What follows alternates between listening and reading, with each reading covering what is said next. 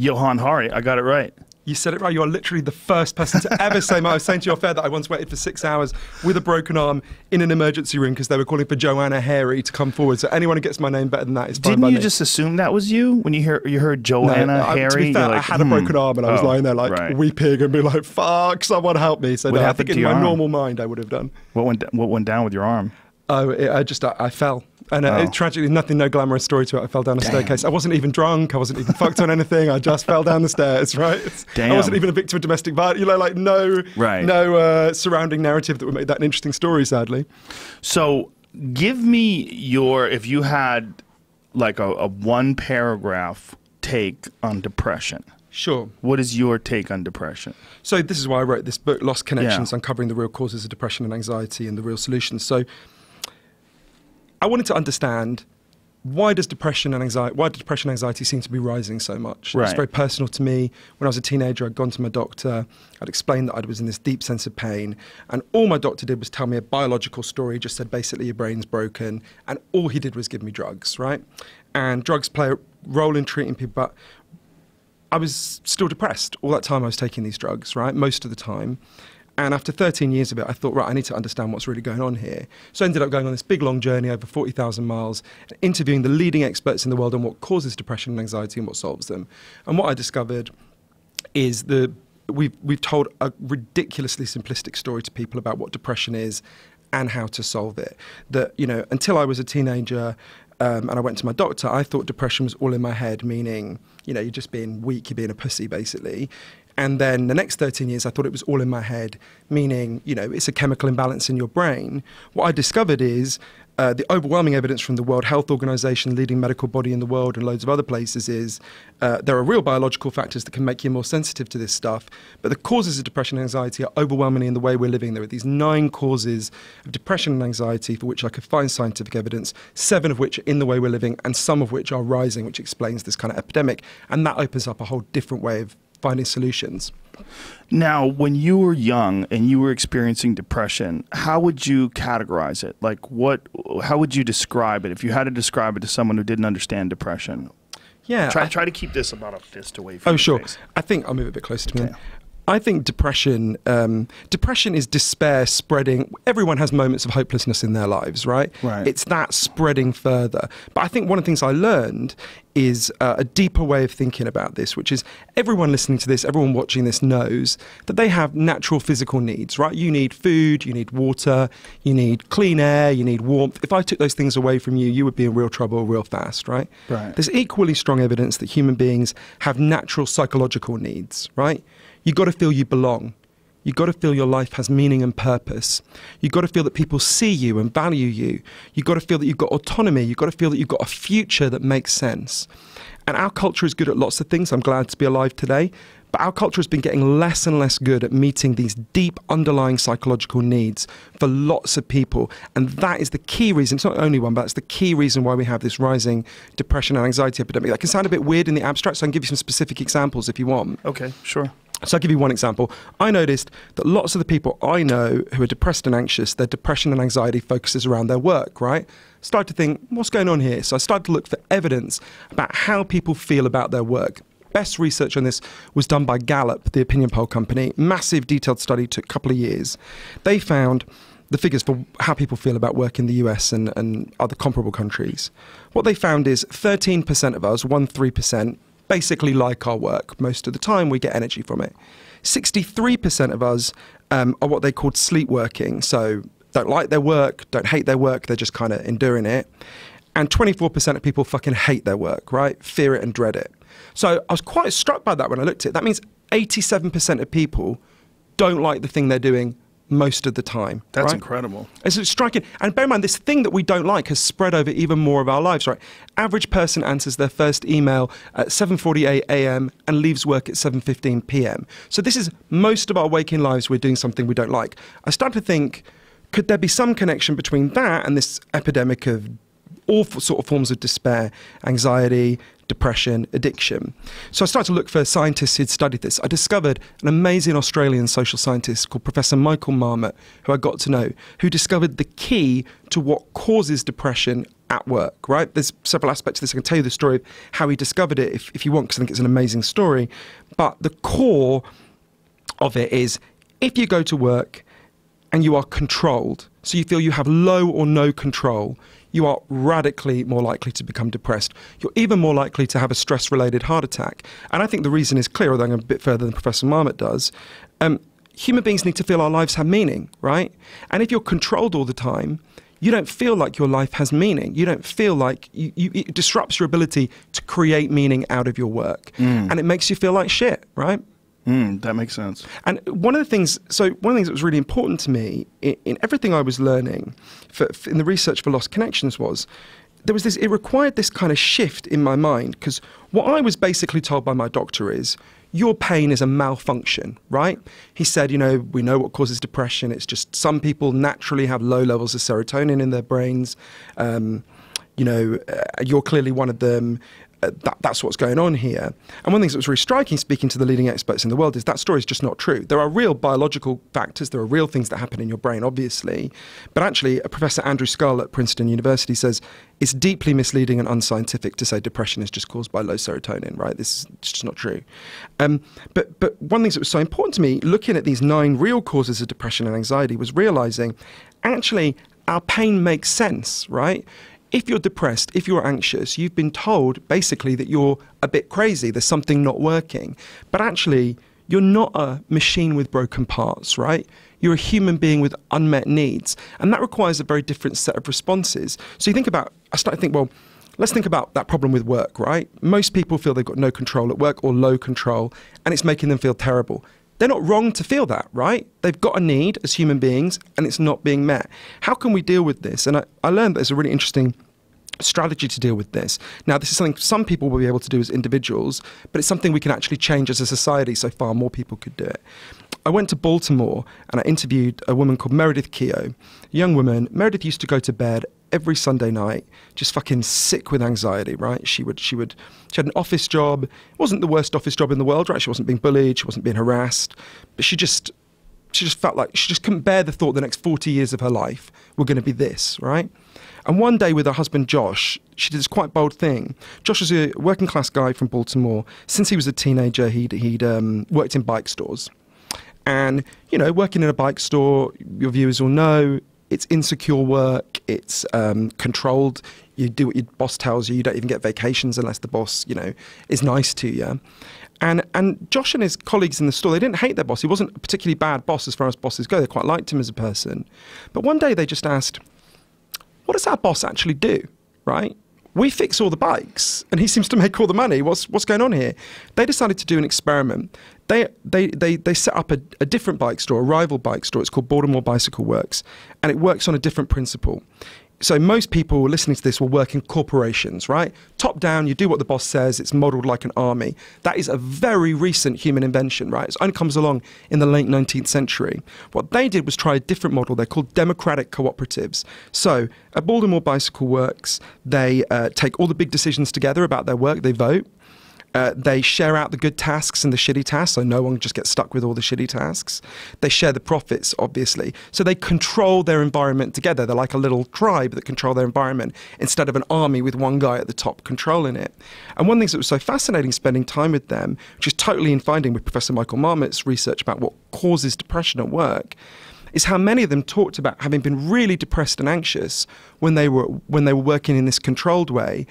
And their depression and anxiety had largely gone, still had bad days, of course, but that kind of nagging depression and anxiety had gone away in this different environment. And as Josh said to me, there's no reason why any business should work in this top-down, controlled way that makes people depressed. It's not even more efficient. A study at Cornell University found that democratic businesses grow 4 times faster than top-down businesses. And I think what this opens up is a different way of thinking about depression. So what we've done up to now is we've said to depressed and anxious people, the job of fixing this is basically on you, buddy, right?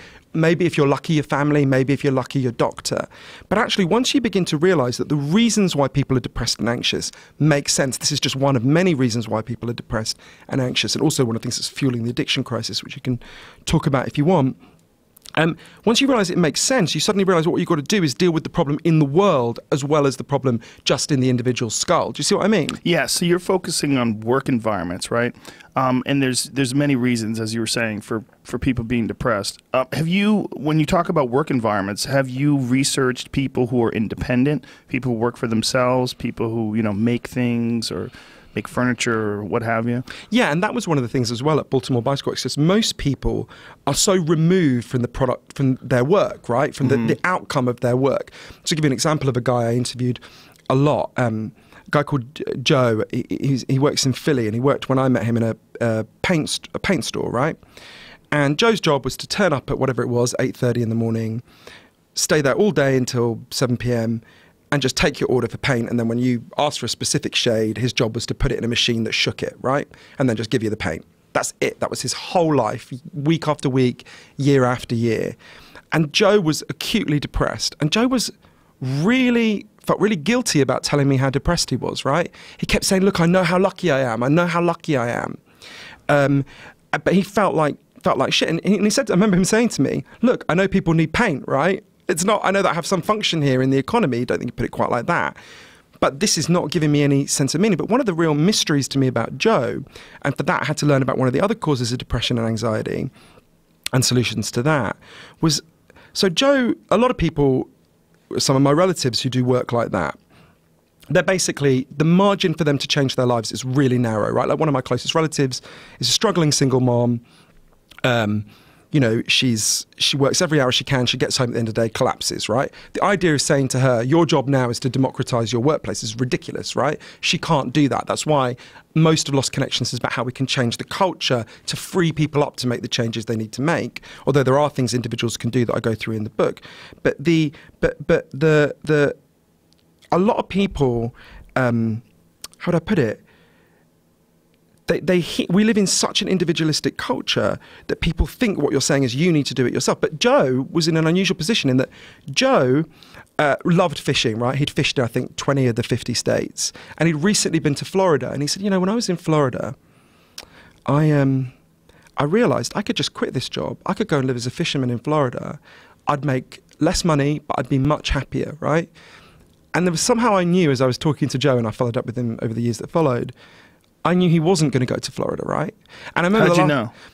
It was just the way he said it. It was a wistful longing, not whimsical idea, not something based on a real possibility. That's a really good way of putting it. But I remember the last time I saw him, and he walked off, and I felt like a complete dick for doing this. But I shouted after him because I felt it so strongly. Joe, go to Florida, right? Right. And one thing that really troubled me was why are so a lot of people are trapped in the way our culture works, which is why we've got to change the culture. And I talk about specific concrete things that have been tried in other countries that have freed people up and have reduced depression. So I'm sure we'll get to that. But if you think about an individual like Joe, what's going on there? And one of the things I learned from this amazing professor, Tim Kasser in Illinois, at Knox College in Illinois, is I think one of the things, this was one of the hardest causes of depression to learn about because I realized how much it played out in my own life as well. So just like we all know, junk food has taken over our diets and made us physically sick, right? Something similar has happened with our minds. A kind of junk values have taken over our minds. When I started learning about this, I kept remembering. So I ate nothing but junk food for like 10 years from my 20s, basically. And I remember one day, it makes this story even sadder that it was Christmas Eve in 2009. At lunchtime, I went to my local KFC and said my order, which I won't even repeat to you because it was so disgusting. And the guy behind the counter said, "Oh, Johann, we're so glad you're here." I was like, "Okay." And he said, wait a minute. And he went back and he came out and the whole staff had bought a fucking massive Christmas card for me and they'd written in it, "To our best customer." And my heart like sang because I was looking at this and I suddenly realised this wasn't even the fried chicken shop I went to the most, right? So I was at an extreme end of the junk food spectrum, right? I'm not anymore, although I've relapsed a bit lately. But so we all know how that works, right? Junk food appeals to the part of us that evolved to want nutrients, but it tricks that. It's not actually the part of you that wants nutrients. It actually makes you sick, right?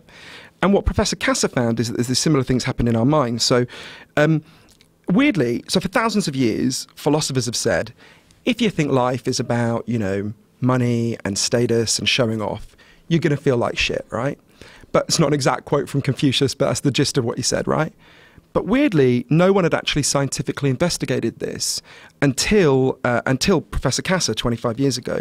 So he knew that basically, to put it crudely, there's two kinds of motives that human beings have, right? You've got them, I've got them, Jamie's got them, everyone's got them, right? The first set of motives, imagine if you play the piano, right? I'm totally unmusical, but imagine if you play the piano. If you play the piano in the morning because you love it and it gives you joy, that's called an intrinsic motive to play the piano, right? You're not doing it to get anything out of it. You're just doing it because you love it, right? The experience is the point. Now imagine you play the piano in a dive bar, you know, to pay the rent and you don't like it, right? Or you play the piano because your parents really want you to be a piano maestro. Well, I don't know, there's a woman who's really into pianists, so you learn the piano to impress her. That would be an extrinsic reason to play the piano, right? You're not doing it for the thing itself. You're doing it to get something out of it, right? And what Professor Cassar discovered loads of really important things about this, but there's a few. We're all a mixture of these things, but we move throughout our lives.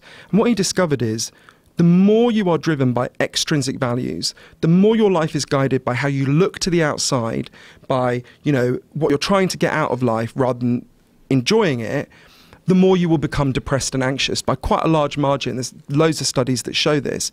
And also he found that we have become much more obsessed we're much more driven by these values over the last 30 years for all sorts of reasons, partly because from the minute we're born, we're immersed in a machine that tells us life is about consumption, right? About externally consuming things. More 18-month-old children know what the McDonald's M means than know their own last name, right? So there's this machine constantly geared towards getting us to think extrinsic. Imagine an advert that said to you, you know, Joe, you look great today. You smell great. You're doing fine, right? You don't need to buy anything today. That would, from the perspective of the advertising industry, be the worst advert ever, right? It wouldn't make you want to buy anything. So this movement towards these kind of junk values, and he shows lots of reasons why these junk values make us feel like shit. One is it just corrodes the quality of your relationships, right? If you think your wife loves you, not because you're you, but because you're rich, because you look good, or for some other reason, then think about the insecurity that enters into that relationship. You know, oh right, if you suddenly got fat, or if you suddenly lost all your money, it's over. It creates that sand of insecurity enters all your relationships. The more you're extrinsically motivated, the more insecure your relationships will be and the worse you'll feel. Or another example would be something that really makes human beings feel good, what are called flow states, right? They're moments when you're doing something you love. For me, it's writing. For you, I'm sure it's partly broadcasting, partly working out. As you can see, it's not working out for me. Where you just get into the zone and time seems to collapse and you're in that moment, right? But thinking extrinsically, what being dominated by these junk values does is it jolts you out of the intrinsic value. So imagine, go back to the piano example. If you're playing the piano just because you love it, and then suddenly you think, am I the best piano player in Los Angeles today? Right? How are these people in this room thinking about my piano playing? How much am I going to be paid for this piano playing? You can see how that would jolt you out of the flow state, right? People who, the more we're driven by extrinsic values, the less we get into flow states and the worse we feel. I mean, there's lots of other reasons as well I can talk about, but... Well, that completely makes sense, that relying constantly on other people's approval and recognition and love in order for you to be satisfied and happy is not a good recipe for getting by in this life smoothly. When you were young and you were experiencing depression, as you called it, what was the root cause of it? So in my case, it was, there were a few things going on, and this is quite difficult for me to talk about, but one of the people I got to know for Lost Connections is this amazing guy called Dr. Vincent Felitti in San Diego. And if you don't mind, I'll tell you his story first, and I'll tell you what it made me realize about myself, and actually why I was very resistant to this. So you were very resistant to this? Very resistant to this insight that he had. Okay. And really did not want to absorb it. So he actually made this discovery, and this is going to sound like I'm talking about a whole other subject, but trust me, it gets to depression. It led to an incredible breakthrough in depression. So in the mid-1980s, Dr. Felitti is doing all this research into obesity. Basically, Kaiser Permanente, a not-for-profit medical provider down in San Diego, just had a massive fucking problem with obesity, right? That it was just a hugely growing problem with obesity. And they were trying everything and nothing was working, like giving people nutritional advice, that just wasn't working, right? So they basically said to him, they gave him quite a big budget and they're like, just figure out what the hell is going on here. So he went away and he started to work with, I think it was about 350 extremely obese people, right? People who weigh more than 400 pounds. And he starts doing all sorts of different research with them. And one day he just had this kind of almost stupidly simple thought. He thought, what if they just literally stopped eating and we gave them the nutrients they need? Would they just lose loads of weight and then come down to a healthy weight? So they obviously, with like massive medical supervision, they did this, right? People, they just monitor them and they stop eating and they give them loads of vitamins and everything. And it worked, right? They did, in fact, lose loads of weight. But then something happened that no one expected. There's a woman I'm going to call Susan to protect her medical confidentiality. She'd been over 400 pounds.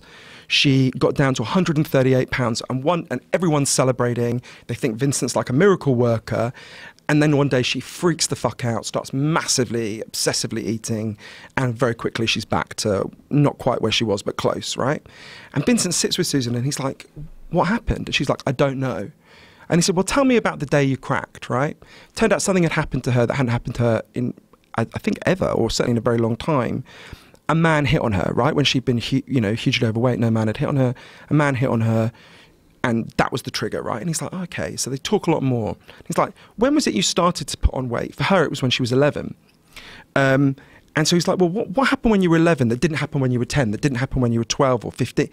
And she said, oh, well, that's when my grandfather started raping me. And this really stuck with him. And so he starts talking to the group, and he discovered 55% of the extremely overweight people in the group, 50% people in the group, had put on their weight after being sexually abused, right? Which was extraordinary, far more than the wider population. He's like, wait, what's going on here? This is really... Susan said to him, overweight is overlooked, and that's what I wanted to be. Right? Wow. So this thing that had looked like a pathology, right? And it is a pathology in one sense. Being extremely overweight will kill you.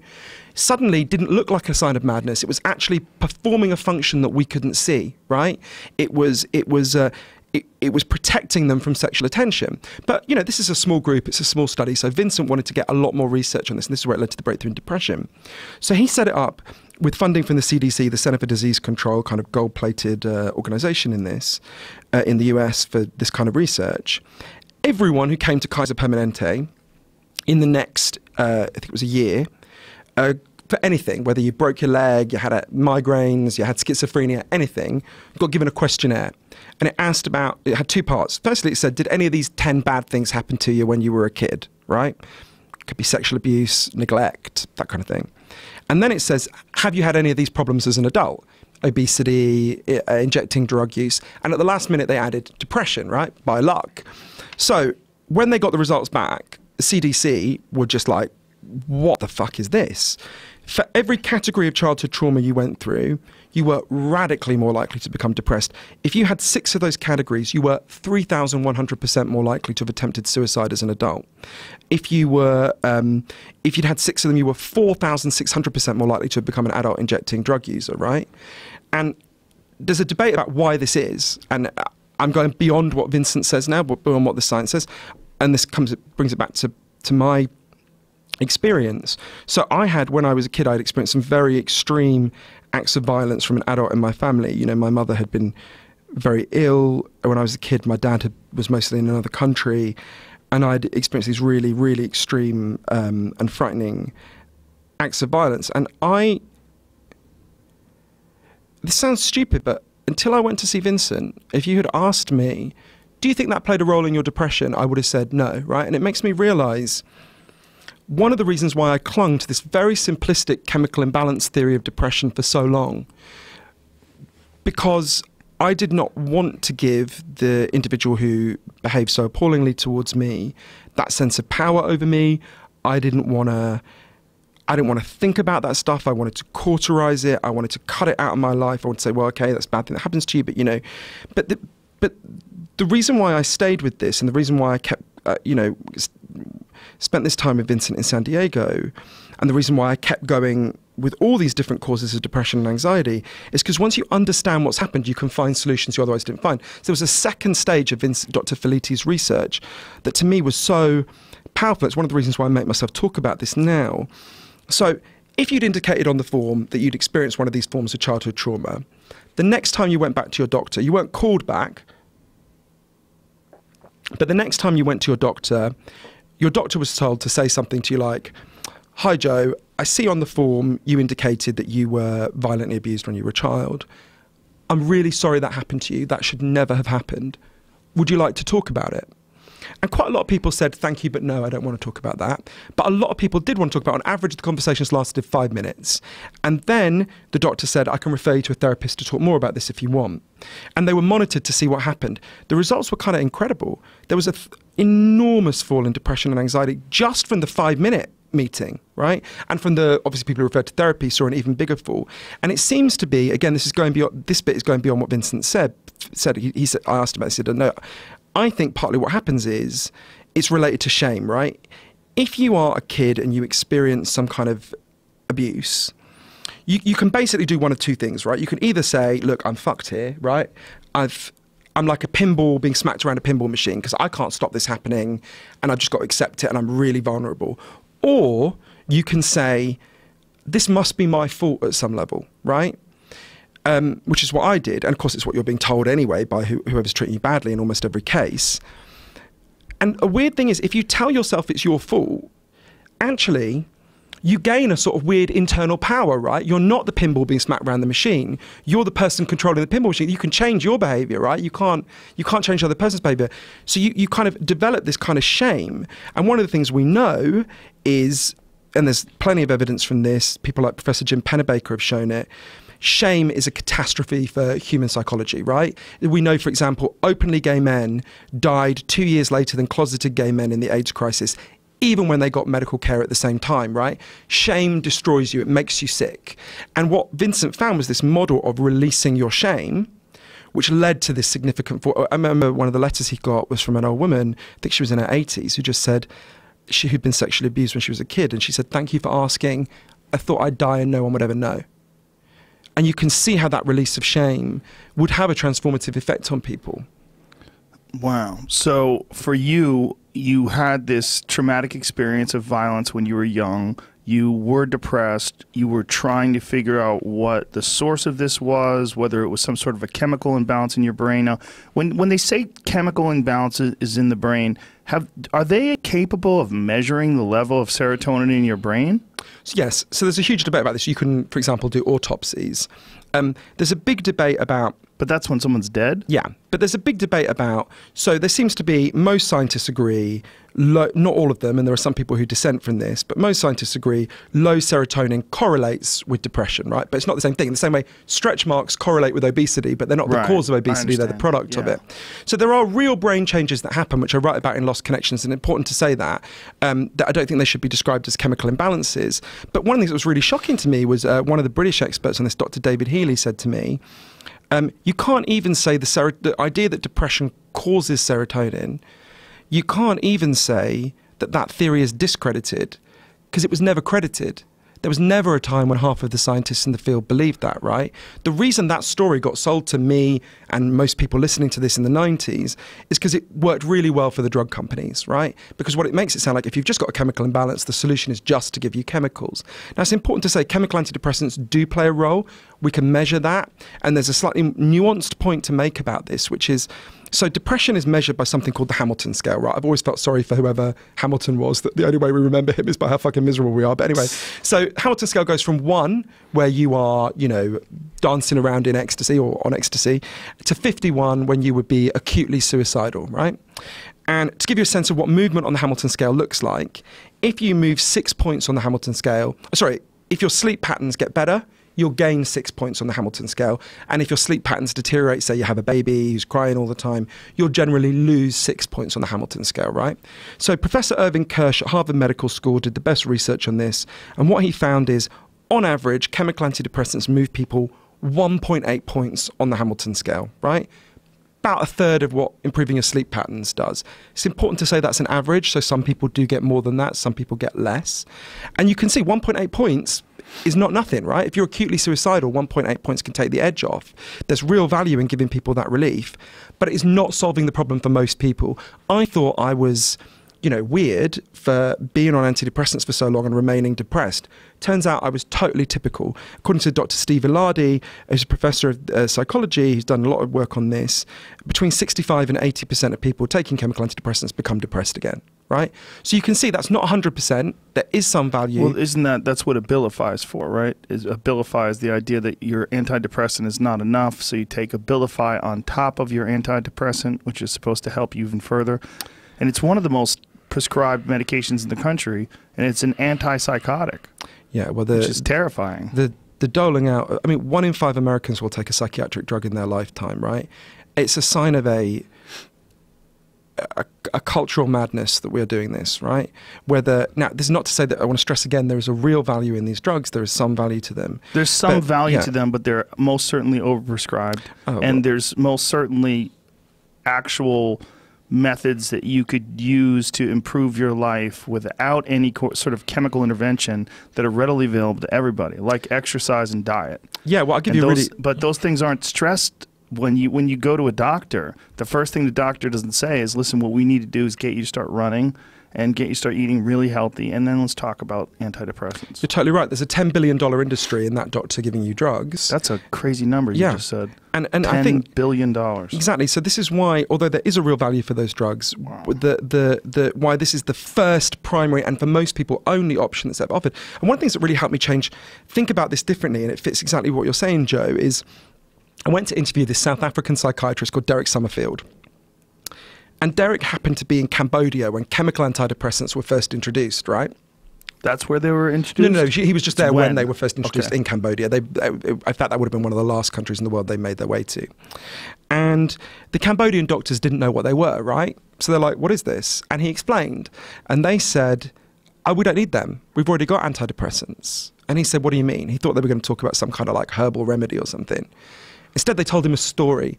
There was a farmer in their community who one day, he worked in the rice fields, who one day had stood on a landmine and got his leg blown off. So they gave him an artificial limb and he went back to work in the rice fields. But apparently it's super painful to work in water when your leg's been, when you've got an artificial limb and your leg's been blown off. And I'm guessing it's pretty traumatic because he's in the fields where he's been blown up. He starts to cry all day, doesn't want to get out of bed, classic depression, right? They said to Derek, we gave him an antidepressant. He said, what was it? They explained, they went and sat with him. They listened to him. They realised that his pain made sense. They realised that it actually made perfect sense that he felt so bad.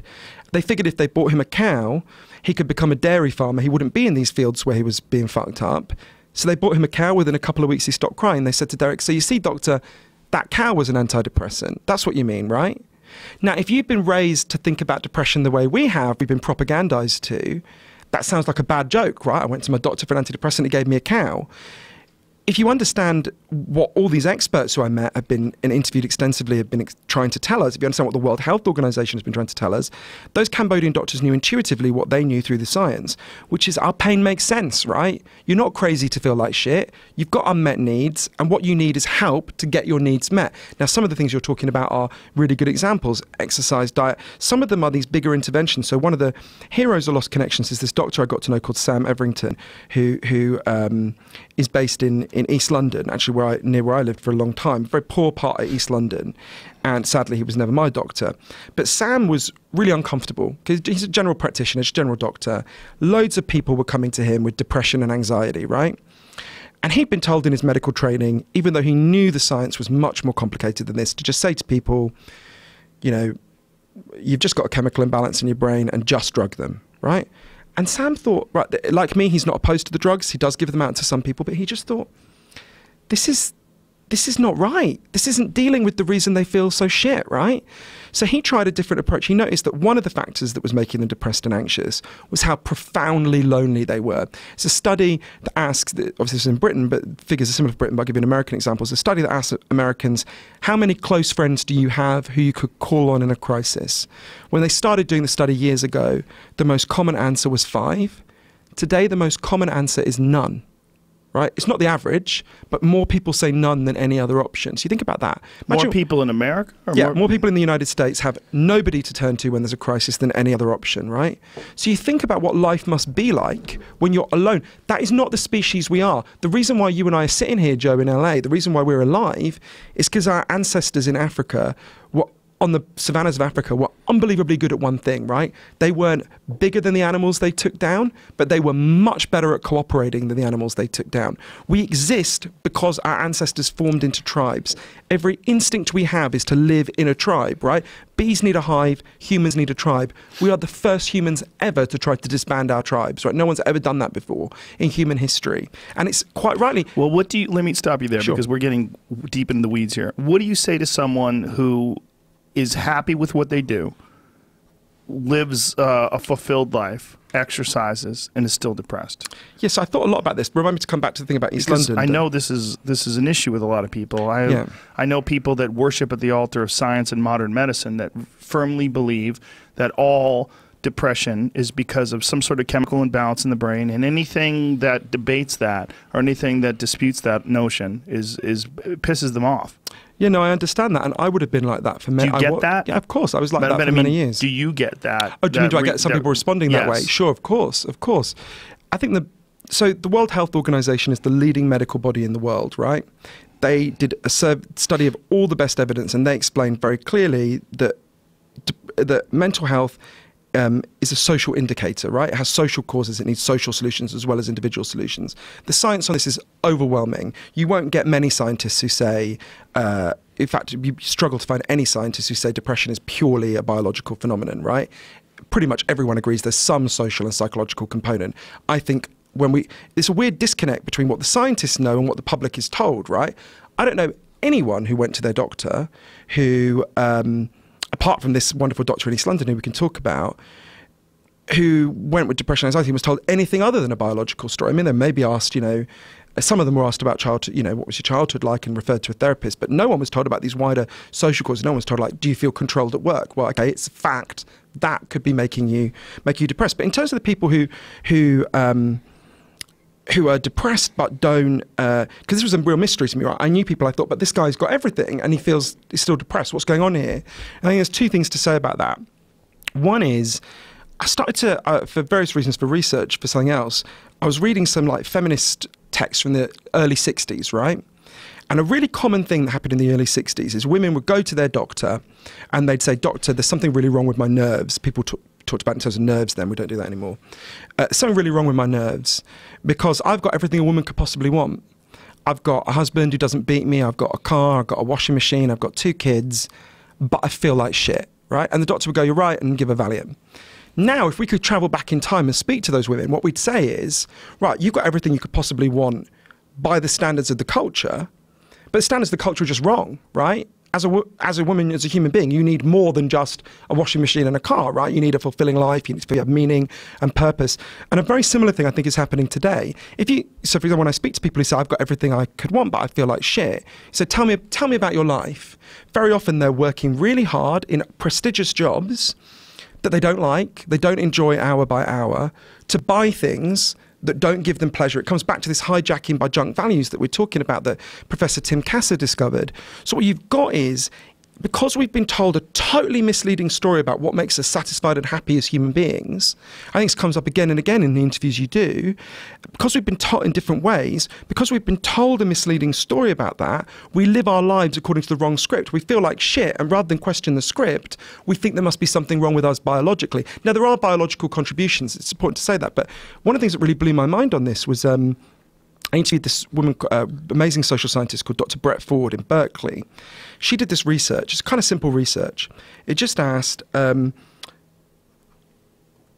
if you consciously decided you were going to spend more hours a day trying to make yourself happier, would you actually become happier, right? And they did this research, she didn't do it alone, obviously, with her colleagues, in the United States, Japan, Russia, and Taiwan. And what they found was, in the US, if you try to make yourself happier consciously, you do not become happier. In the other countries, if you try to make yourself happier, you do become happier.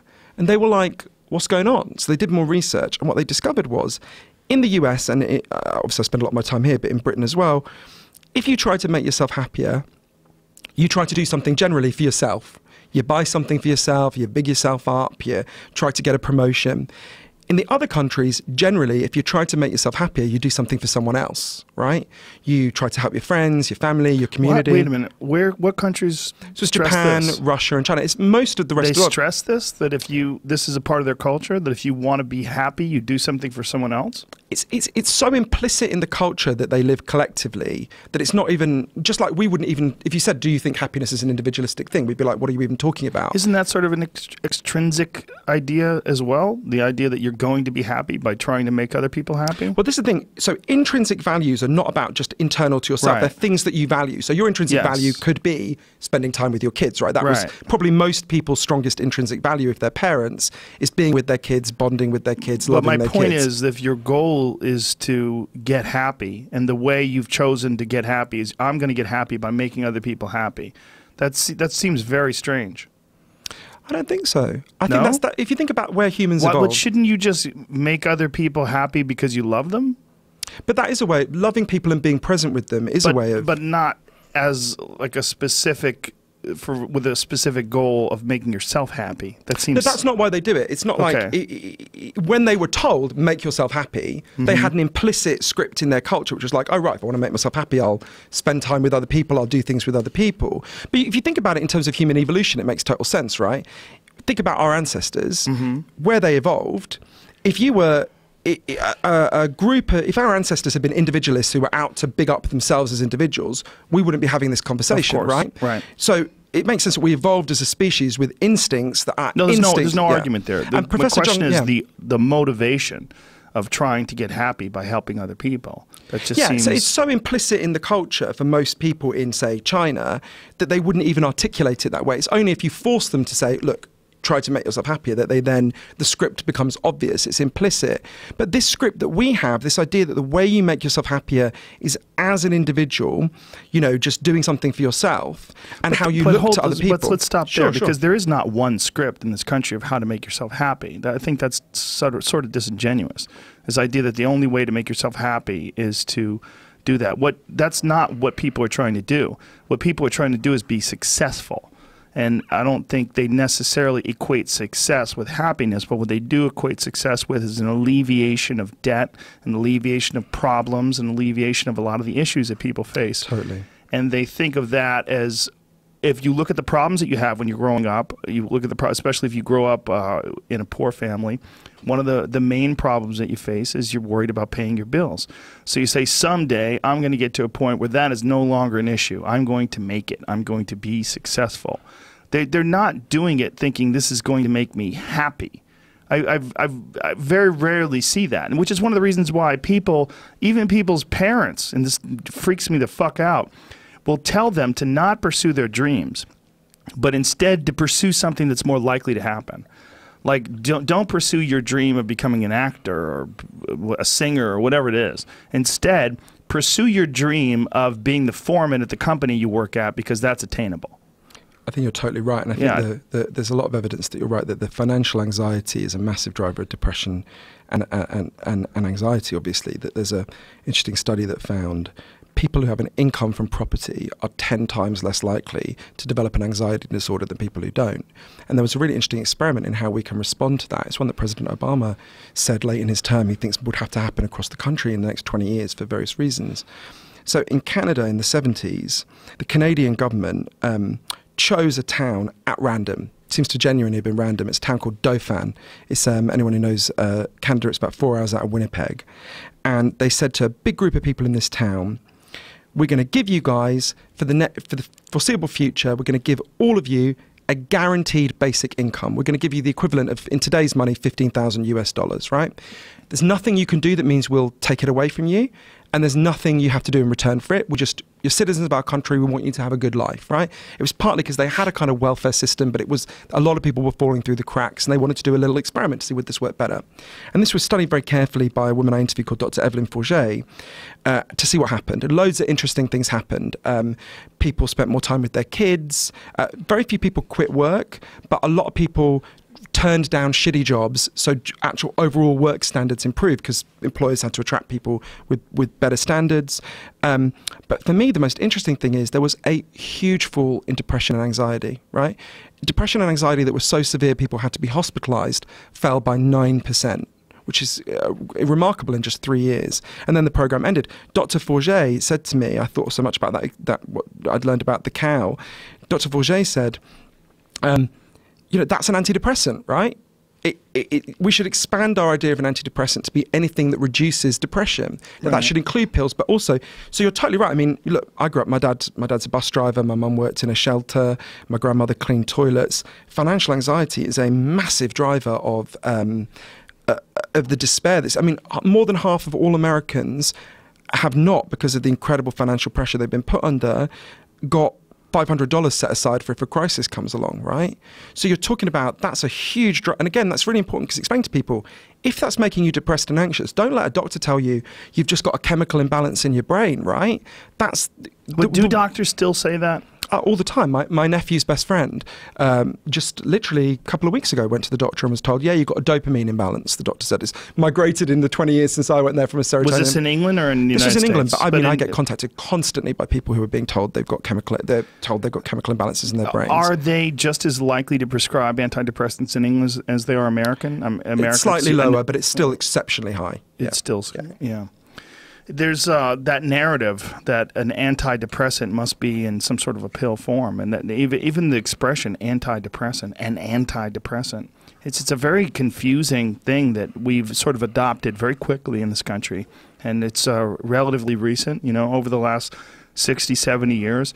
And the people that have antidepressants in their body, that take them all the time and swear by them, boy, if you try to tell them in any way that there's a better option, they get extremely defensive. I have a friend, she's very smart, and she's one of the people that will, very aggressively debate this idea that it's anything but a chemical imbalance. But she doesn't take care of her body. She doesn't exercise all the time. She's slightly overweight. She doesn't eat the best foods. It's a weird thing. Well, and she's living in a society and culture that has all these forces that are rising that make people feel terrible, right? Yeah. And so a big thing for me is when I'm talking to this, because I've had some of that reaction as well, not too much, but I've had some of that reaction as well. First thing for me I always say is, I want to expand the menu of options. I don't want to take anything off the table, right? It's not about... But you say that, and I think you're probably being pretty honest, but you really do want to. You want to eliminate, but just by the standard of improvement, you do probably want to take most people off of antidepressants, don't you? Wouldn't you rather they have a better choice? Yeah, I would draw an analogy. Obesity has massively risen in the Western world.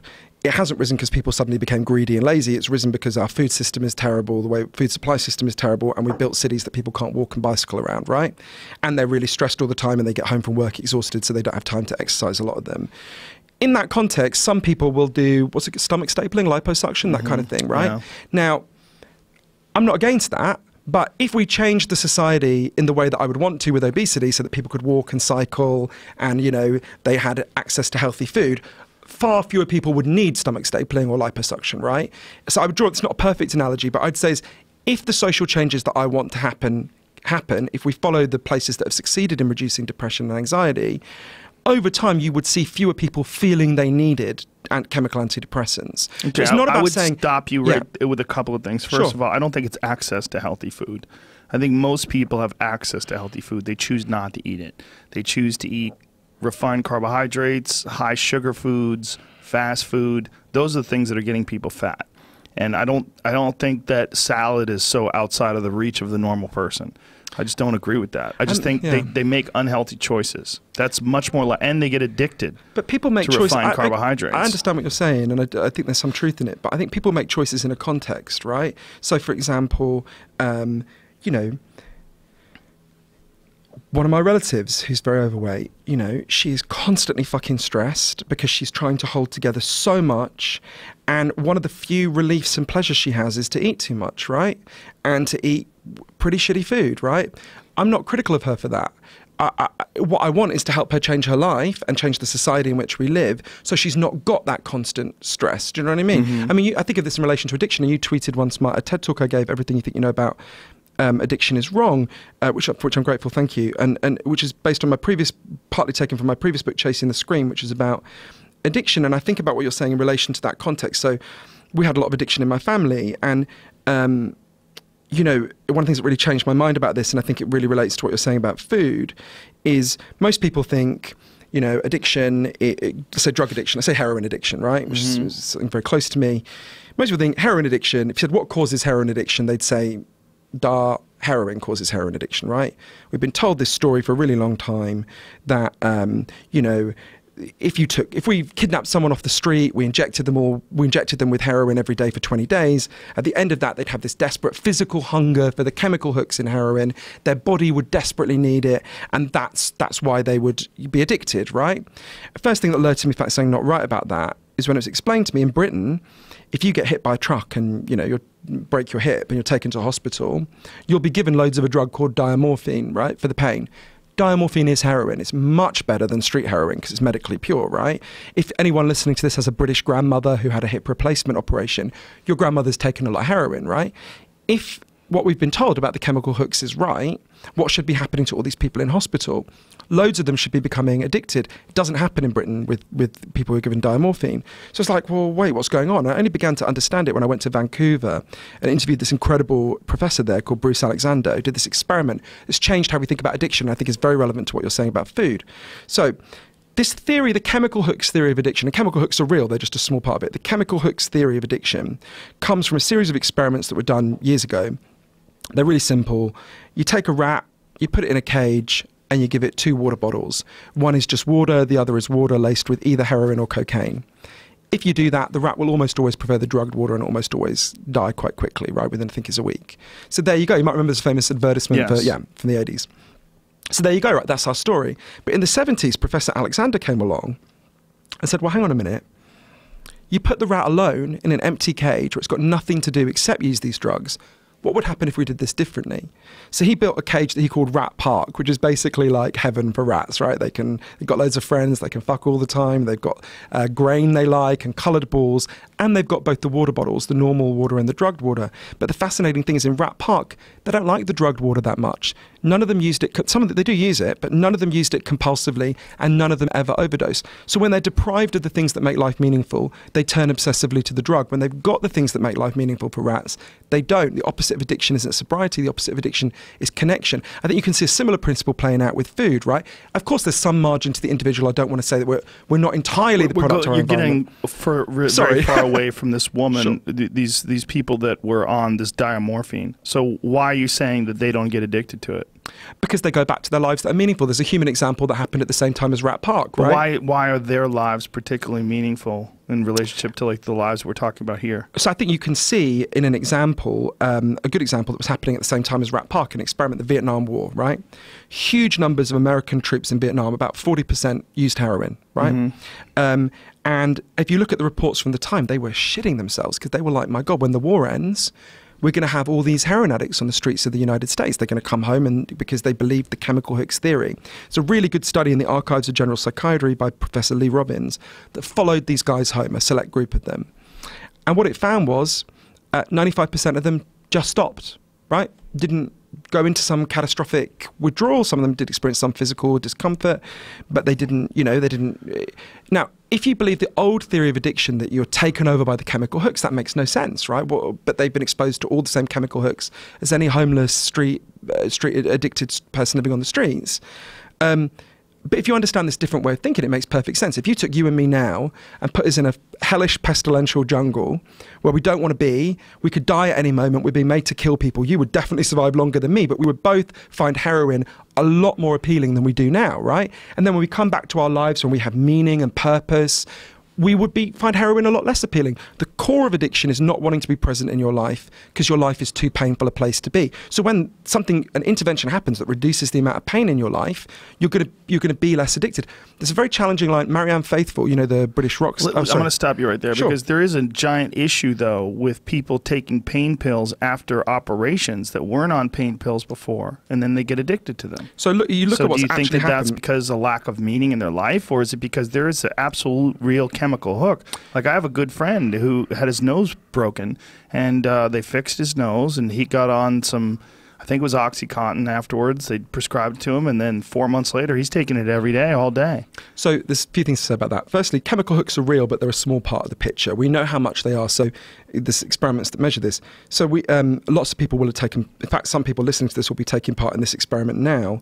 When nicotine patches were invented in the late 80s and they become marketed in the early 90s, there's this huge wave of optimism, right? Because the chemical hook in cigarettes is nicotine, right? Nicotine patches give you the chemical hook you're addicted to. And so there was this huge wave. They're like, oh, great, we're going to give people because the addiction is caused by chemical hooks. We're going to give them the chemical hook. They'll stop wanting these filthy smoke. Smoking's going to end, right? In fact, what happened is 17% of people, according to the US Surgeon General's report, when they use nicotine patches and they're motivated to stop smoking, right? Really important to say, 17% is not no one. Big number that has saved hundreds of thousands of people's lives at a conservative estimate. But it still leaves 83% where something else is going on, right? But isn't that because of the delivery method? The delivery method of cigarettes is incredibly satisfying. You take a hit, you get it right into your system, and boom, you get that nicotine. The patch is transdermal, it's very slow. It's not the same feeling. Yeah, there are experiments that show there is pleasure that comes from the delivery method, but it's also about self-soothing, it's about anxiety, it's about boredom. And this is very important to relate to the opioid crisis. So 1 in 130 opioid prescriptions result in an addiction, right? So it's a small number, but a catastrophic and devastating number, and I've reported from the places that have been most affected like Keene in New Hampshire. 1 in what? 1 in 130 of the users become addicted. That's it? Yeah, it's a relatively small proportion. Now, because so many people in the country... That seems wrong.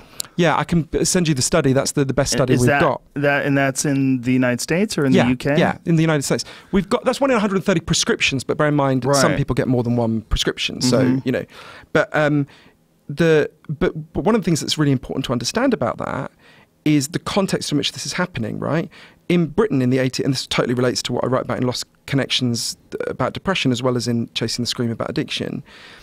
In Britain in the 18th century, there was this thing that happened called the Gin Craze, right? So huge numbers of people are driven out of the countryside into these disgusting urban slums where, you know, they're living in this awful... They've lost everything that made life meaningful to them, right? And what happened was an outbreak of mass alcoholism, huge outbreak. It's called the Gin Craze. There's famous paintings of like a woman drinking a bottle of gin while her baby falls out a window, that kind of thing, right? And it really happened. And at the time, what people said is, look at this evil drug gin. Look at what it's done to people. If only we could get rid of these evil people selling this evil drug gin, this problem would go away. Now, when we look back at it, we know that it can't have been because of gin, because we could both have gin in these glasses now. Anyone in Britain can go and buy gin at any point, pretty much, and if they're an adult. And we don't have, I mean, there's still some alcoholism, of course, but we don't have... Saying. There was some despair, and that was what's caused what changed is not the availability of the drug, what changes the amount of pain in the society. And that is the key factor that's playing out here with opioids, right? It's not the only factor. Chemical hooks are real. But, you know, I remember interviewing a guy who was absolutely adamant that, you know, he'd become medically addicted. It was an accidental. Chemical hooks had taken him over. He'd been a college athlete, right? And he was in I think he was about 21. He was in a terrible car accident, and they gave him loads of opioids, and he became addicted. But then I said, well, tell me about what else was going on.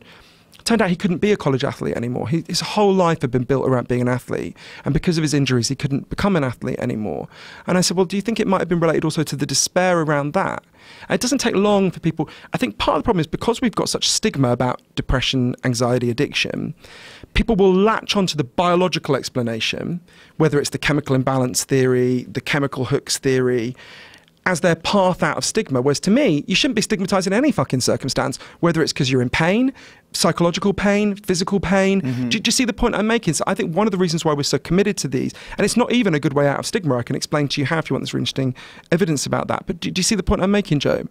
I do see the point that you're making, that people with lives that are unsatisfying or unfulfilling, or there's some sort of a major issue in there, like the athlete that's no longer going to be able to be an athlete, that's going to make these drugs more enticing. But I know too many people that have had like real issues getting off of them, like physical issues. Well, no one disputes painful withdrawals. Of course. And most people, I mean, you're talking about the same people that have a hard time not eating shitty food, right? People that have a hard time getting disciplined enough to go to the gym. these are the same kind of people we're talking about. They're going to have a massive problem if you give them pills, and those pills create a chemical hook, even if it's a chemical hook that you or I or a disciplined person would be able to get. Like Dr. Carl Hart famously called it, he said, it's like getting over the flu. He goes, that's what heroin's like. Everyone wants to pretend that you're going to die. He goes, no, you feel like shit for a little while, and then you're fine. He goes, it's not the thing that everybody makes it out to be. Withdrawals are not the thing that everybody makes it out to be. But if you have the average person and you give them pills, and those pills can keep them from getting the flu, they're going to keep taking those pills. And if they stop taking those pills, they get the flu. People are comfort junkies. And I think that's too simplistic. I think there's some truth in what you're saying, but so I think the key thing that happens. So I think Dr. Hart, who's a friend of mine, is totally right. But the physical withdrawal is, you know, a flu is not a nice thing, but it's not the most onerous thing in the world. But the thing that's really devastating is the resumption of the pain that you were psychological pain that you were anesthetizing with the drug, right? If you want to understand why people are taking so many painkillers, we've got to understand why they're in so much pain. And that comes back to the 9 causes of depression and anxiety that I write about in Lost Connections, and then the kind of 7 solutions to this problem that I offer. So again, that's about, so let's say, Joe, right? Joe in the paint store, who I was talking about, who's, you know, who has this job he can't bear, has very little meaning in his life, feels his life is just slipping through his fingers. He took Oxy for quite a long time. He actually contacted me because of my book and my TED talk, and he thought he was telling me a story about addiction, right? But the truth is, when he took Oxy, he was numbed. It made him as numb as the work itself. And then when he stopped, he was acutely depressed and felt like shit. So I think the challenge is, if you are coming off of this drug into a society of profoundly lonely and isolated people who are financially insecure, who've been told that life is about money and status, who think life is about screaming at each other through screens, a lot of those people are going to feel like shit. And it's not because they're individually weak, right? It's because, no, maybe individual weaknesses, of course, we all have flaws. Every human being has flaws. But I think it's much more, because the fact that it's risen so much tells you that it's a response to social changes, right? Just like the fact obesity has risen so much tells us, now there are, of course, individual agency. I don't want to infantilize anyone. There are things individuals can do, obviously, and I talk about them a lot in Lost Connections. But I think the fact that it's a social transformation does tell you something. There's a good illustration of this, a kind of weird thing that was discovered about depression in the 70s that was so inconvenient that psychiatrists kind of tried to brush it under the carpet. So in the 70s, the American Psychiatric Association, for the first time, wanted to standardize how depression is diagnosed across the US. Because up to then, doctors were just using their own judgment about what it even was, right? So they drew up a list of 10 symptoms, kind of obvious things like feeling worthless, crying a lot, you know, you could guess what they were. And they send this out to doctors all over the US. And they use it. But within a couple of months, doctors start to come back and go, look, we've got a real problem here, because if we just use this checklist, we should be diagnosing every grieving person as mentally ill, because these are the symptoms of grief, right? Everyone, when you lose someone, wants to cry a lot, has persistent feelings of sadness, that kind of thing. So like, what do we do? So the psychiatrists regrouped and they were like, okay, we'll create something. It was called the grief exception, which basically said, use this checklist to diagnose depression, unless the person has lost someone they love in the last year, in which case none of this counts. So they start using that. But over the next few years that followed, there's this really awkward debate, because they're like, wait a minute, we're being told to tell our patients that depression is just a brain disease, that you can just identify from a checklist, unless there's one situation in life where it's perfectly legitimate to react this way. But that begs the question, what about all the other different things in your life? Why not if you're made homeless? Why not if you're stuck in a shitty job you hate? Why not if you're really lonely? The minute you admit all that, you have to admit context. And that was so inconvenient, they just got rid of the grief exception. It doesn't exist. A fascinating fact. And that seems to be a huge issue. That seems to be one of the primary reasons why people today, I mean, if you stop and ask the average person today who's not feeling well, I guarantee you they're going to be able to come up with at least 1 or 2 of those things on the list that are factors. You're totally right. Whether it's a job, or financial stress, relationship stress, loneliness, friendship issues, or death in the family, or losing someone they love. But the fact that losing someone they love, like, we'll count that. Yeah, like that's the one thing we'll count, right? That seems very preposterous. And the woman who did the most research on this, one of the best people I got to know for Lost Connections, a woman called Dr. Johann is an amazing person. She lost her baby in childbirth. Her baby was called Cheyenne, and she became an expert on this. And she said, she talks about the craziness of this. It just shows we don't understand pain in this society. She put it to me, grief isn't a pathology, right? She's done this research that shows, I think the figure is 32% of grieving parents are diagnosed and drugged in the first 48 hours after their child dies. And she said, this is a sickness, right? Grief is not a pathology. We grieve because we've loved someone, right? It's not a malfunction. It's not a sign of madness. It's a sign that you loved the person. And in a way, I'm going beyond what she says now, but, I think one of the fact that depression and grief have the same symptoms is really significant, because I think depression is grief for your own life not going how it should, right? It's grief for your own needs not being met. Now, when someone we love dies, all we can do is hold the survivors and love them, right? But with your own needs not being met. I mean, a really interesting example of this is something you've covered brilliantly on the show, Joe, about psychedelics, some of the research around psychedelics, which taught me a lot about how we might think about this differently. So as you know better than anyone, until the mid-60s, loads of research was done giving LSD to people with depression, alcoholism, various problems. They weren't done to the standards we want to do scientific experiments now, but they found really promising results, and then Nixon shuts the whole thing down, right? In the last 6 years, there's been a huge reawakening of this. I went and interviewed for Lost Connections, the teams that have worked on this in here in LA at UCLA, at NYU, at Johns Hopkins in Baltimore, in London at UCL, in Sao Paulo and in Norway. And loads of fascinating things have been found about this, but there's one that I think really relates to our conversation powerfully. Well, loads of things, but I'll talk about one. So there was a sub-finding of one of the studies that I became obsessed with.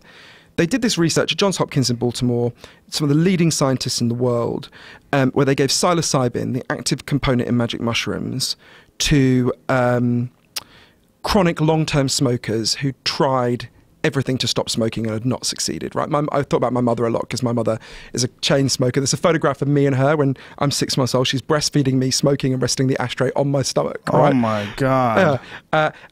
And so they take people like my mother, right? When I showed her that picture, she said, "You were a fucking difficult baby. I needed that cigarette." Oh, but, Jesus Christ. Isn't it funny how they try to blame you? Like, I was a fucking baby. It's okay.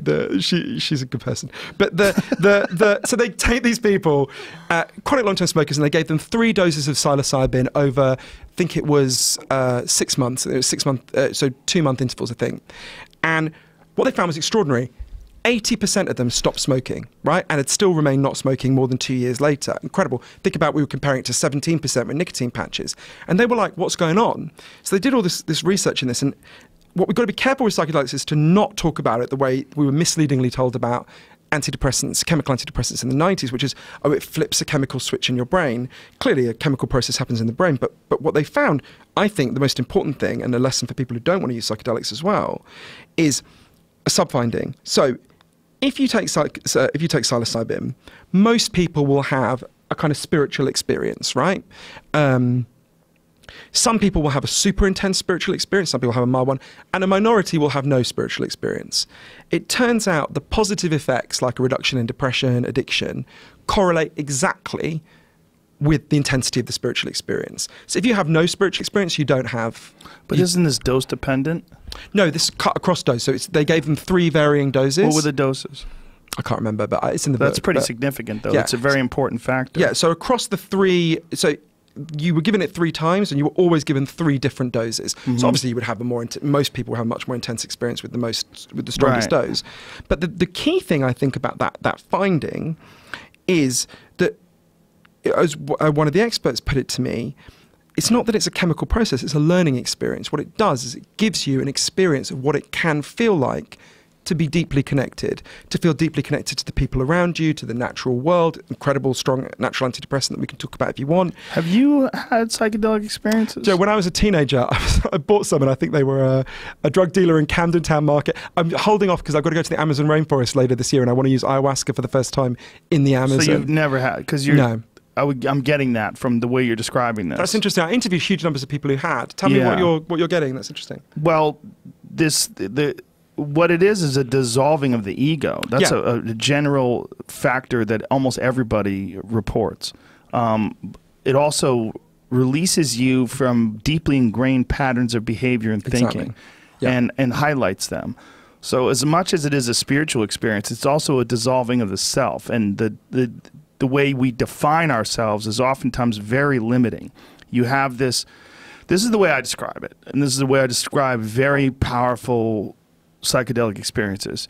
It's like, do you remember the old Windows thing, Control-Alt-Delete? That's how you would reboot. It's like Control-Alt-Delete for your brain, and your brain reboots with a fresh new desktop. There's nothing on it except one folder, and that one folder is titled My Old Bullshit.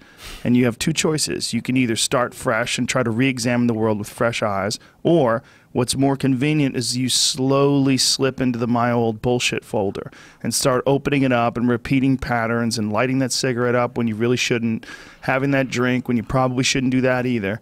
And those things are common because it's comforting. It's comforting for people to repeat patterns that they're familiar with. I think there's a few things in that. You're totally right, and the scientific evidence is overwhelming. In fact, at UCL, at University College London, Professor David Nutt did all this research that shows one of the things that happens in your brain when you take psychedelics is the part of the brain that relates to ego just doesn't function, right? I remember interviewing, one of the most moving interviews I did was a guy called Mark, who was on one of the studies in Baltimore, who was a very shy, reserved, shut-down guy. When he was 10, his dad had died, and no one had talked to him about his dad's death. His mother was just totally devastated, and no one had talked to him about it. And he'd always been very shut down, and he takes this psilocybin, and he had this really intense experience where he thinks he's in space, and he believed he met his father, and his father apologized for leaving him, and then he reached into Mark, and he pulled out these walls, and he said, I want to thank these walls. They've protected my son. They've done a good job, but you can let them go now. And after that, Mark really changed how he lived. He actually went and, exactly as you say, he was able to sustain that insight. He went and learned a lot of meditation. I think you're absolutely right. It's about dissolving of the ego, and what an experience of egolessness can do is almost point a direction on a compass, right?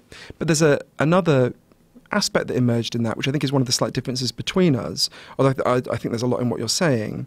So in London, they did this research with chronically depressed people, and Robin Carhart-Harris, who led that study, said to me, you know, there was one woman chronically depressed, she takes the psilocybin, she gets everything you're saying, the dissolution of ego, the need for all the things you're talking about, and then she goes back to her job in a shitty seaside town where you just can't live compatible with those insights, right? She just couldn't. And so her depression came back. So to me, what the psilocybin, where individuals can change their lives, obviously they should, right? And we would totally agree on that. And a lot of people do have more margin to change their lives than they think. And we're in total agreement on that.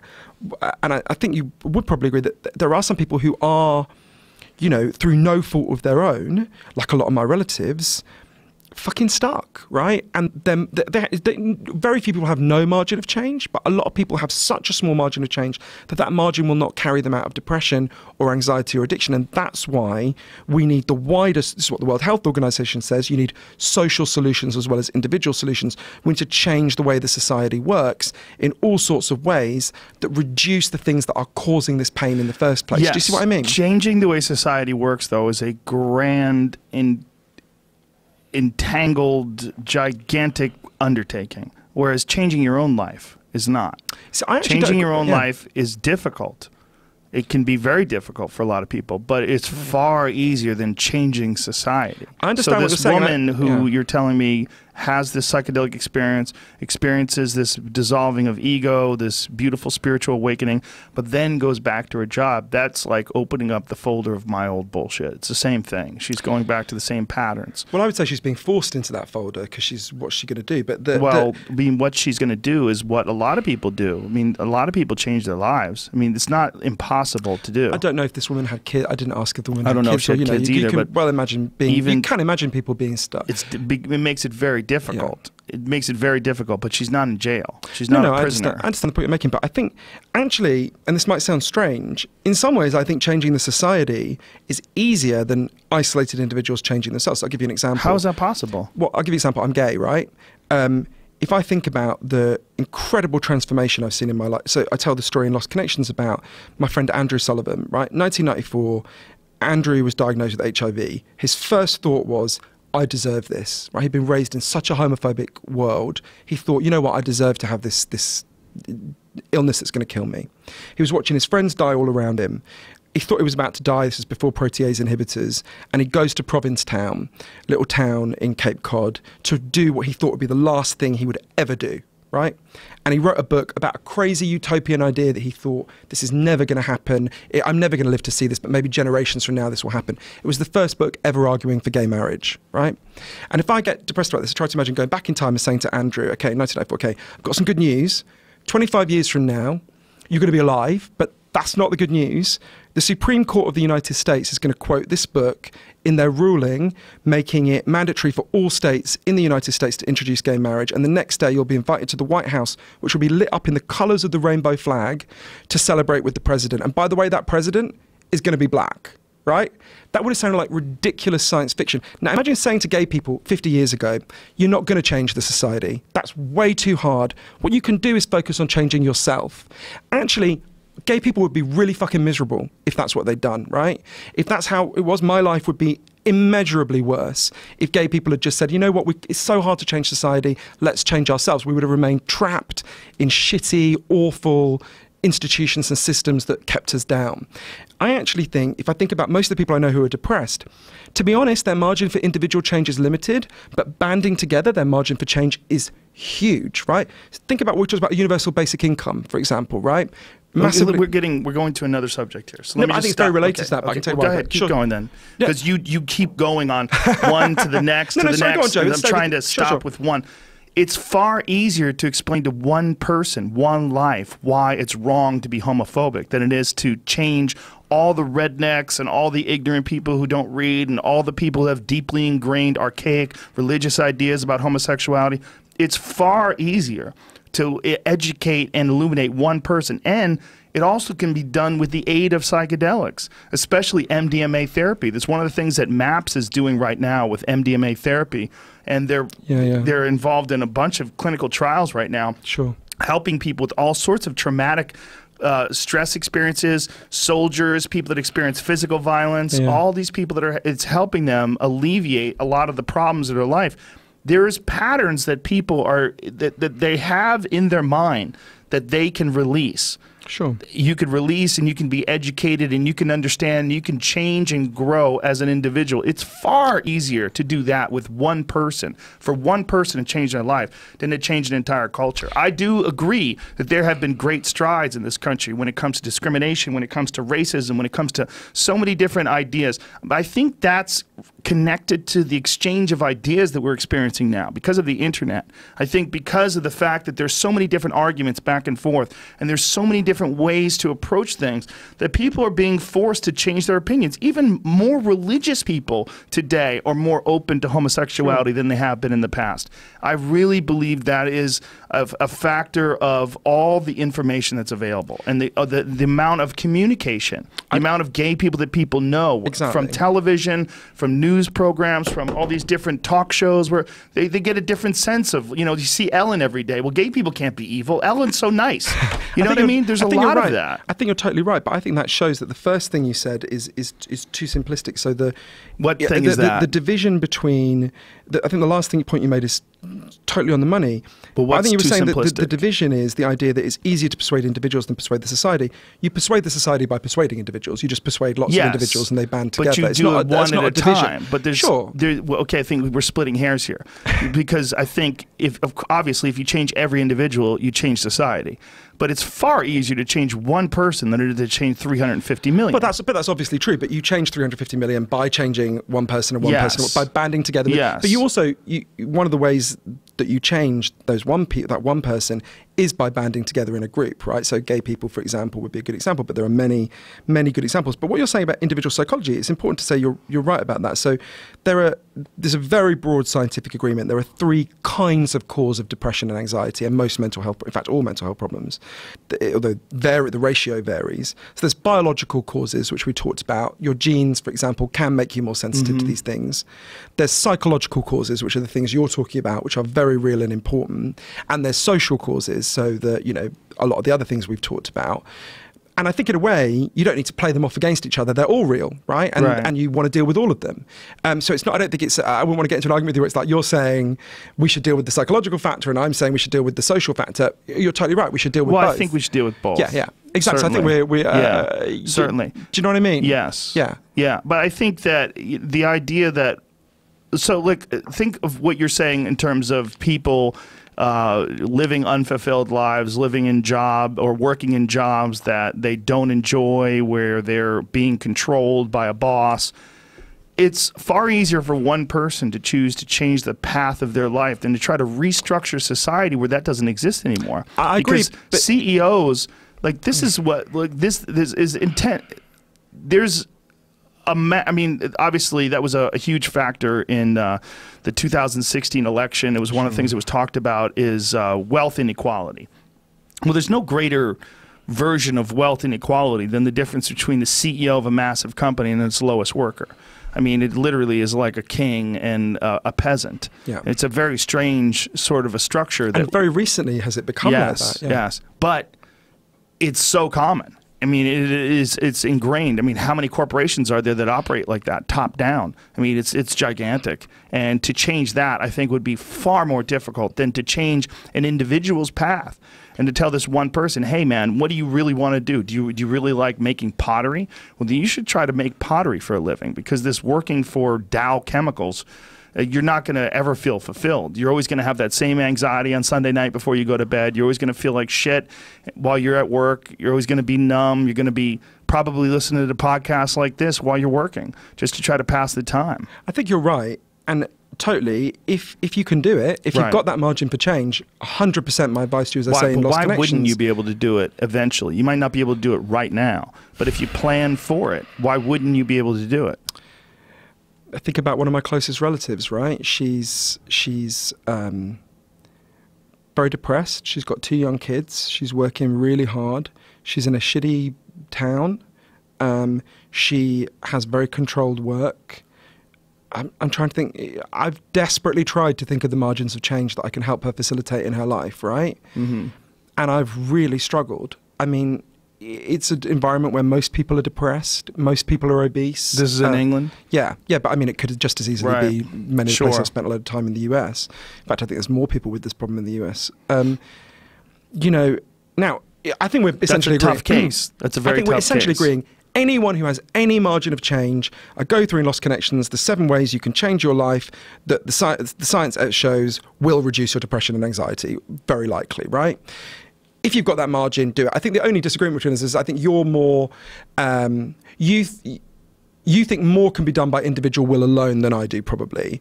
And I would say, but that's not disempowering in the sense that I would say the most powerful, individually empowering thing you can do is band together with other people like you and fight for something better, right? Work together towards improving yourselves, too. Exactly. Get together with the people in your community and making some sort of a bond. Totally. And one of the most moving things I learned about for the book was this incredible protest movement in Berlin that I can tell you about if you want, that transformed. It really is one of the places where so much of what I learned from these scientists really fell into place with me. And it was where very isolated people came together and just said, you know what? We're not going to take this anymore, and fought for something better. I can explain that it's a longer story, but if you want me to tell it, I will. But so I think you're right. So you were saying, what do you like to do? And you said pottery is an example. That's a good example. But I would also say it may be that what you like to do, and actually because we're a social species, this is what most people like to do, is get together with the people around you and fight for something better. And I think you're totally right about how this played out in the dynamics around the election. I remember, so it really haunted me. I was with some people who were doing some get out the vote work in Cleveland. And I don't know if you know Cleveland. I mean, it's like Detroit without the poetry of the ruins, right? I mean, it's shocking. And we were on this street in an area called Slavic City. Don't know why it's not Slavic. When you say that, I mean, there's great parts of Cleveland. Oh, sure, Cleveland I mean, is in an uprising right now. Yeah, no, the area I was just in. there. Yeah, no, I was sorry, just there. Sorry to be clear, I mean the area that I was Okay. in. Sorry, I should have. It was this area of West Cleveland called Slavic City, not the whole. They'll kick your ass, dude. Yeah, They get mad. They love Cleveland. Clearly not the whole of Cleveland is like this, right? There's a dude who had a T-shirt at one of my shows that I put on my Instagram say Cleveland or death. They're fucking serious about Cleveland. They have the heavyweight champion of the world, Stipe Miocic. He lives in Cleveland. So this street is one of those which is clearly Cleveland. not representative of all of Cleveland, right? Well, I mean, you can find a place like that in LA. I'll take you to Skid Row right now. Oh, sure. Or we could just go to Beverly Hills. Yeah. Your choice. You know what I'm saying? It's no, I understand. But just about this street, there was this. We're going down the street, and a third of the houses have been demolished. A third were abandoned, and a third still have people living in them. Some of them literally behind barbed wire. Right? Sounds like a children's math problem.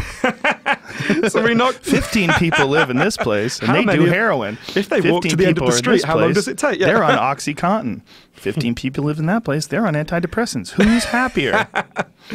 So we knocked on one door, and there was a woman who, from looking at her, I would have guessed was 60, right? She was actually the same age as me. I was 37 at the time. Jesus. And she was very articulate. She knew a lot. She was really fucking angry. She was raging.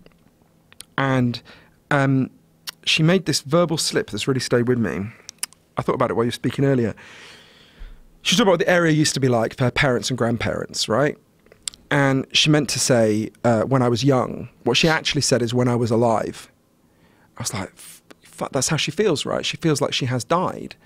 And it made me think about this other research I was thinking about as you were saying this, I think relates to the individual versus collective debate that we've kind of been touching on. So Native American groups in Canada, they call them First Nations groups, have really high suicide rates, right?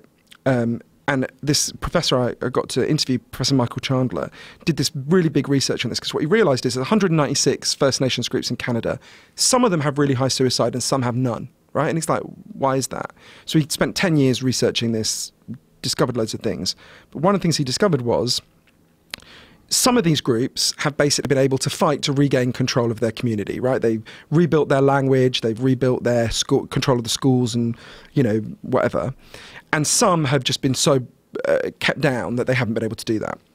Suicide rate correlates really tightly with the amount of control they were able to regain over their community. And the amount of meaning that you find in your life. I think it's about meaning. It's about having a story about who you are. It's about having social connections around you, so you're not alone. You're part of something bigger than yourself. Pride. Exactly. Yeah. So I think when we were talking, I thought about that when you were saying, what do you like to do? What should you do?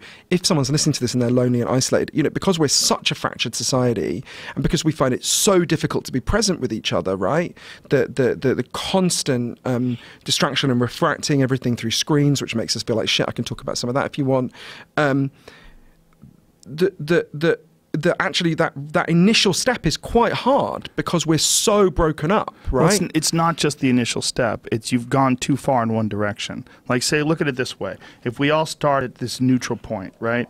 And someone like Jamie does what he wants to do and finds a good path and starts going in that direction and keeps improving his life, and then eventually is a happy human being as an adult. Or you have someone who goes the wrong way. They get addicted to food and cigarettes and drugs and antidepressants, and they get into bad relationships, and then they have children that they have to take care of, and then they have a job that they hate, and then they find themselves at 37 years old looking like they're 65, trying to figure out how to get back. Well, they've got to find a way to not just move ahead, but to get back to that neutral point. So they have to go back in time over all the shit they fucked up. And they have a far longer path. So it's not an impossible path, but it's a far longer path. If everyone's going in a direction, and that direction is 25 miles away, but you go 37 miles backwards, you have to go 37 miles forward and then the additional 25 miles. That's the problem with people. They look at the daunting nature of that task, and it's very intimidating to them. And they don't feel like they can make it. They don't feel like they can. But there is satisfaction and hope and happiness in moving towards a positive direction. Totally. And that's what people have to realize. It's not about a goal. It's about the journey being a positive journey and the feeling that you get of improving your life incrementally on a daily basis. And it's also the mindset that you carry with you on that journey. You can't look at yourself and go, God, why am I not successful yet? Why am I not rich? Why am I not this? Why am I not that? You have to say, I am better than I was yesterday. Tomorrow I will be better than I am today, and I am on the right path. And there is a lot of deep satisfaction and happiness in being on the right path. Now, if you're a person who wants to be an author, but instead you're an accountant, every day you spend not feeding that idea that you can be an author is going to chew away at you. It's going to chip away at you, and it's going to move you away from that neutral point many, many miles. I totally agree with you. I totally agree with you. And I think that that thing about when people realize they have agency, that's one of the most... Yes. Because especially, and it goes back to what we were saying about work, if you are spending 9 hours a day being controlled, one of the things you do to get through that is a process of internal deadening, right? Yes. I remember talking to Joe, the guy in the paint store, who would say, I would just go home, and initially it was alcohol and then later oxy. He would just want to numb himself, right? Right. Because there's an internal deadening you have to do to get through that, which is why I think one of the key aspects that I talk about in Lost Connections is this transformation of work. If the thing that most people are doing most of the time is making 87% of us, we don't like it at best, that you've got to go to the heart of that, right? And you know, we're talking about margins of change. People who set up that bike store in Baltimore, they were working class people, you know, who had not had fancy educations. They set up a democratic cooperative, right? They transformed their lives. So they were a good example of people who appeared to have a relatively limited margin. They were low wage workers in a low wage industry who, you know, have made this transition. So I'm certainly not saying that people can't make these transitions. Right. Even in difficult circumstances, they absolutely can. I just think, I think I'll think about the farmer in the field in Cambodia, right? Mm-hmm. Whose leg's been blown off and he's in this field and it's agony. He needed to change his life, but he also needed someone to buy him a cow, right? He couldn't have bought that cow on his own. In that situation, yes. Yeah. In that situation. So I think situation. he would be an illustration, or the rats in Rat Park, right? If you're in that isolated cage, I mean, it's not a great example because, you know, the rat can't leave the cage, whereas you could argue. Right. Yeah. But you see the point I'm making. I do. You could attribute it just to individual. I know this is not what you're doing, but I think some people attribute this just to. It's definitely not what you're saying, but just to individual weakness or individual failing. When I think that individual psychology is a significant component, but there are alongside other components. I don't think of it that way at all. I think of it as poor choices. I don't think of it as individual failing. I've made many, many poor choices in my life. Here's one of the big ones you could tell people, because there's a lot of people that are listening to this at various stages of their life. If you're young and you have an open future, you don't have massive obligations and debt and all the different things that become a real hindrance as you get older. Move towards a direction that is attractive to you. Do not move towards a direction that is safe. Don't do it. Because if you do that, if you just take that safe job, and then there's a lot of people that, well, not a lot of people can do that. That is a bullshit, stupid way to think, and that will fuck you. That way to think will fuck you. You can do what you do. What you choose to do, you can get better at things. If what you choose to do, you can move forward and try to figure out a way to carve a path through that life. And it's not going to be easy, but nothing worth doing is easy. But this idea that, look, if you want to just do construction, if that's appealing to you, you would like to just be a laborer. And there's a need for that in society if it doesn't bother you. But find out what bothers you and find out what you enjoy. If you're a laborer and you really want to be a songwriter, well, you better fucking chase that songwriting shit. You better do it. Because if you don't do it, you don't want to be a 60-year-old man sitting around just depressed and crying. And then maybe you call your friend up who does do that for a living, and he's having a great time, and he just released his new album, and you both started out together in high school, and now here you are at different stages of your life, and you haven't pursued your interest. You haven't pursued your passion. You haven't pursued what you really want to do. I would endorse every word you just said. I would just add a layer alongside it, which is, and we should change our society so fewer people get trapped and more people. At the moment, a lot of people feel we want to be giving people trampolines up, right? Well, yeah, I think universal basic income is probably a way that that's going to start happening. Yeah. I think that can help a lot of people where your basic needs, your food is taken care of. And I think President Obama talked about this towards the end of his term, partly because he said, look, actually I don't want to attribute this to him, I can't remember if he said it made this point in this way, but he was interviewed with Wired magazine and he said he thinks this will have to happen in the next 20 years, partly because of the extraordinary disruption that's coming to the economy through, you know, robotization. Automation, yeah. Exactly. So Elon Musk said that recently as well. Yeah, well, I think Elon Musk is saying it for a slightly different motive in that he knows the pitchforks are going to come for people like him and Mark Zuckerberg. The anger is going to be directed at Silicon Valley if there isn't a universal basic income. I'm sure they have genuine concern for people as well, but I think that... So you think that's really why he's saying that? I don't know. They think they're going to come after him? My gut, maybe I'm just more cynical. Because they just make so much money. Well, I can't remember who said this. Someone said, you know, the path the economy's on, there's going to be 7 tech billionaires and everyone else employed to give them massages, right? and I think there's something going on here, which is, I think they know at some level if they don't start providing some, if the society doesn't start providing some baseline of security. Look, I forget the figure. I think 3 million people in the United States make a living through driving. Mm-hmm. That's not going to exist in 10 years from now, probably, right? Self-driving cars are likely to that's going to be gone, right? Now, that's an extraordinary disruption to the economy. Those are mostly men. They're mostly men with low educational attainments for various reasons, a lot of which are not their fault. And you know, that's devastating, right? Mm-hmm. So I think you're right that a universal basic income is one of the important strategies that can kind of deal with that. But I think this comes back to, I think you're going back to a thing that is a kind of recurring theme in this conversation, which is, you know, for both my books, for Chasing the Scream and for Lost Connections, looking at addiction and at depression and anxiety, both of them required me to go all over the world and just look at really different places that do things really differently. And there were some things that just recurred for both, right? Give you an example with addiction. The places that have most reduced addiction have not been the places that have said, I'm not attributing this to you, very clearly you're not saying this, but the places that have said, this is a problem for the individual and the individual needs to fucking sort themselves out, have a massive and growing addiction crisis. The problem gets worse and worse. The places that I went to where they said, actually, this is a collective problem, we need a collective solution, were very different. So Portugal, for example, in the year 2000, had one of the worst drug problems in the world, right? 1% of the population was addicted to heroin. It was incredible. Every year, the problem got worse as they tried the American way more and more, arrested more people, imprisoned more people. And one day, the Prime Minister and the leader of the opposition got together and they were like, look, we can't go on like this, right? We can't have ever more people in our country being addicted to heroin. What are we going to do? So they did this quite bold thing. They set up a panel led by an amazing man I got to know, Dr. Johann Goulao. And they said to this panel, you guys go away, figure out what would actually solve this. And we've agreed in advance, we'll do whatever you recommend, right? So it'd be like if Trump and Chuck Schumer and Nancy Pelosi agreed everyone would abide by finding on this. So they go away, they look at all the evidence, including Rat Park, loads of the things we've talked about. They came back and said decriminalise all drugs, from cannabis to crack, everything. But, and this is the crucial next step, take all the money we currently spend on fucking people's lives up, on arresting them, shaming them, stigmatising them, imprisoning them, and spend it instead on turning their lives around. And interestingly, it wasn't really what we think of. There was a little bit of residential rehab. Most of it was a big program of job creation. They set up microloans so people with addiction problems could set up and run small businesses about things they cared about.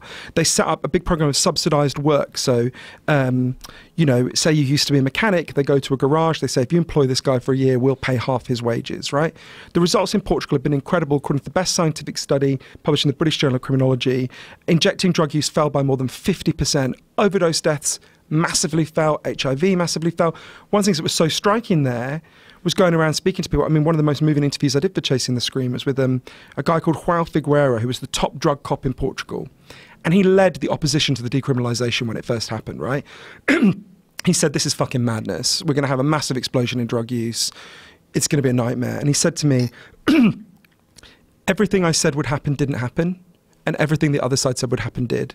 And he talked about how he felt really ashamed that he'd spent 20 years before the decriminalisation fucking people's lives up. And I think that goes to the debate that we're talking about, because that's individuals changing, right? That's very clearly individuals changing, making better choices, but they're making those better choices in a context where the society, instead of beating them down, is trying to lift them up. Do you see what I mean? That's a very good point. It's a very important point. And what Portugal has done should be studied by our country, which is now falling right back into the old Nancy Reagan Reagan just say no bullshit days with Jeff Sessions at the helm of. It's a catastrophe. He's a terrifying person in that regard because he's so ignorant as to what's going on. He's so ignorant. He's still calling marijuana a gateway drug. Yeah. He's a fool.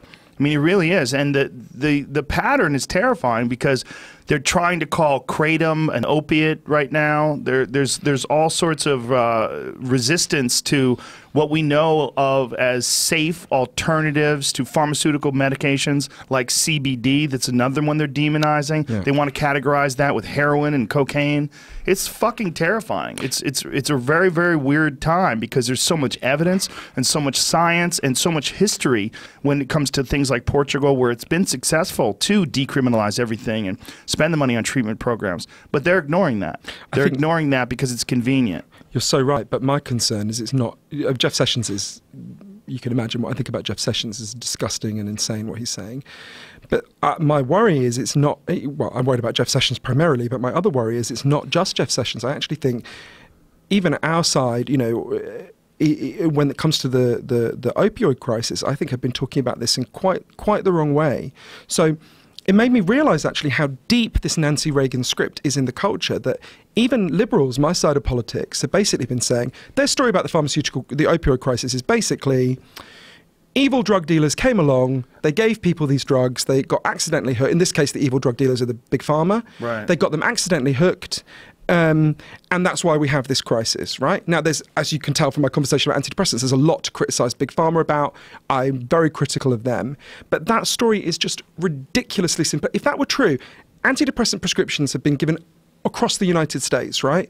If that were true, it would not make sense that the opioid prescriptions are also concentrated, the opioid addictions are also concentrated in the places where suicide is highest, where depression is highest, where, of course, there's some everywhere, but there's a reason for that, right? Angus Dayton, the economist who studied this, described the opioid deaths as despair deaths, right? Mm-hmm. If you go to the places where, I know you travel around the country, and when I go to the places that have been most affected by the opioid crisis, what's going on? Right. Is they've been deprived of the things that make life meaningful, so they want to be anaesthetized all the time. There's a devastating line, Marianne Faithfull, who was Mick Jagger's, best known for being Mick Jagger's girlfriend, but it kind of pisses me off because I think she's even better than Mick Jagger. But she was. What? I know, it's controversial. She's better than Mick Jagger. I know, it's controversial. This fucking conversation's over.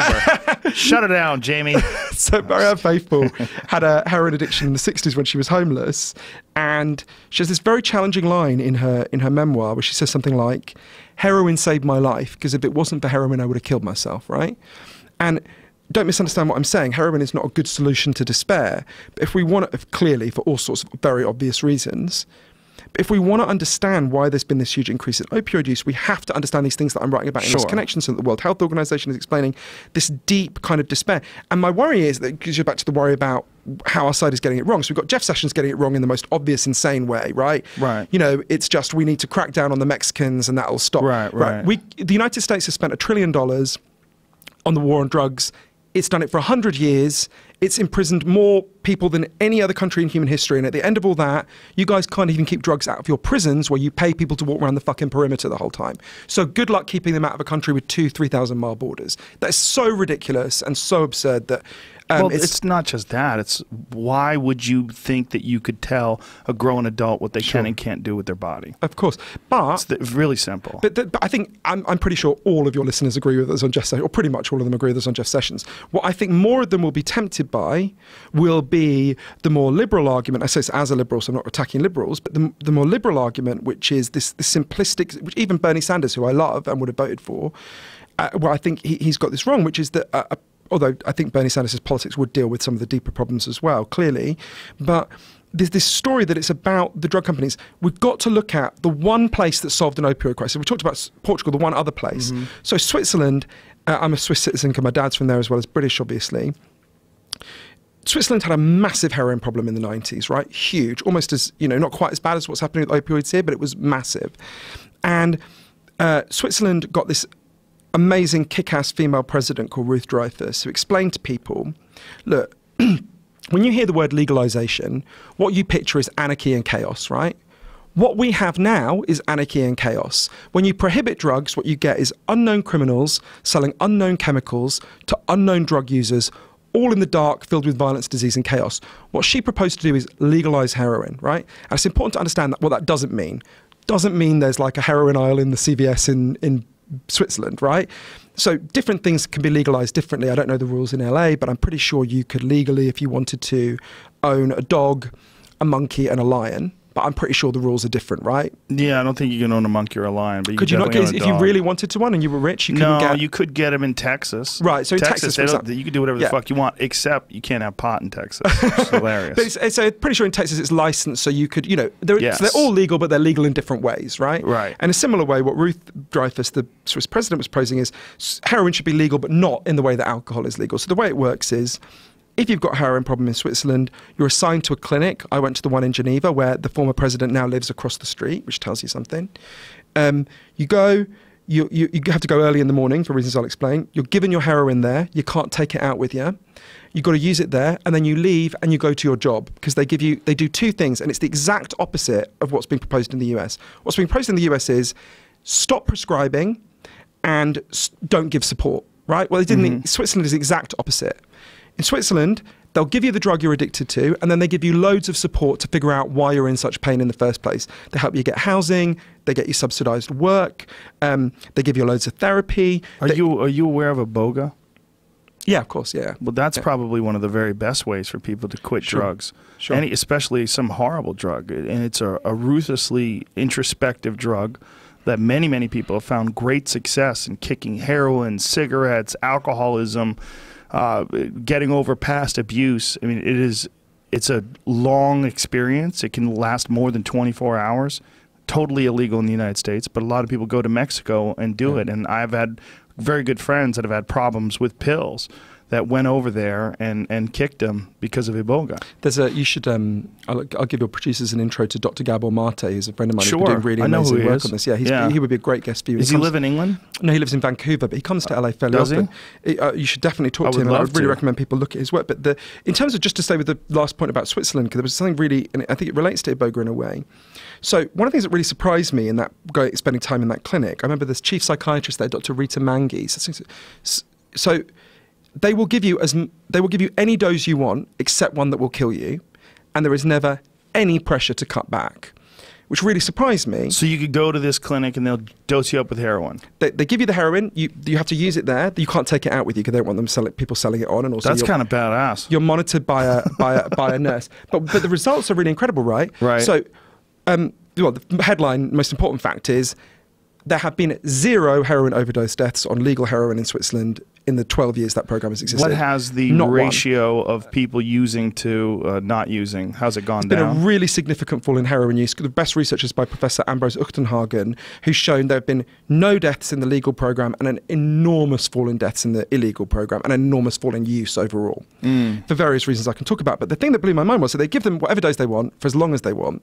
And I was like, oh, but what we're told, so it comes back to chemical hooks, what we're told is they'll just want more and more forever, of course, right? But actually what happens is almost everyone chooses to cut back over time and stop, right? When I went there, I think there were like 2 people who'd been on the program at the start. And I said to Dr. Mangi, who runs it, I don't understand this. How is this happening? And she looked at me like I was an idiot. And she said, well, people's lives get better. And as their lives get better, they don't want to be anesthetized so much, which seems almost stupidly obvious, right? Well, it goes right back to what you were saying about antidepressants and people's lives. Like the choice that you make and the paths that you take and the people you surround with and the happiness that you feel from your community, that's ultimately what leads to a fulfilling life. And if you have all that, why would you fuck it up with heroin, right? I think you're totally right that the whole premise of Lost Connections it goes back to something we were saying at the start. Human beings have needs, right? Right. And if your needs are being met, you don't want to be anesthetized. I think what you said is very important, that there's psychological needs that are just as valuable and important as physical needs. Like we know we have needs for nutrients, we know we have needs for water. We have needs psychological for all sorts of different things. Our communities are incredibly important. Love is incredibly important. Family is incredibly important. You know, I know some people that are older men that have been bachelors their whole lives and they're childless, and now they're, you know, they don't have a deep connection with anybody, and they get to this very weird, strange place where they're like, is this it? Now I'm 70 years old. and I've never really had children, and I don't know what to do, and this is my life now. And it's they've all their friends have had families now, and their families, a lot of times the kids are grown up, and it becomes very, very strange. You know, I thought about that a lot. I interviewed this guy, Professor John Cassiopo at the University of Chicago, who's the leading expert in the world on loneliness. And he said this thing to me that it's a bit like what the woman in Geneva said. What a lonely way to live your life. He's actually quite a cheerful person, actually. But he had this really interesting, this really simple point. But he just said, if you think about the circumstances where we evolved, right?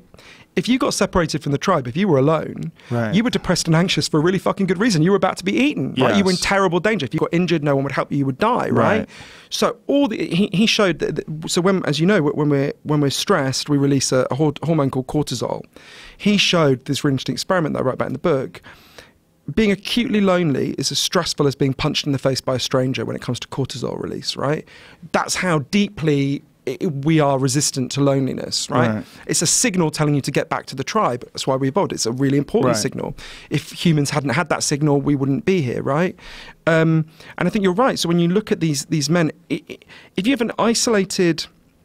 There was this woman... So I covered this incredible protest movement that happened in Berlin on a big anonymous housing project where no one knew each other, and they came together to protest. It was a woman who was about to kill herself because she was about to be evicted.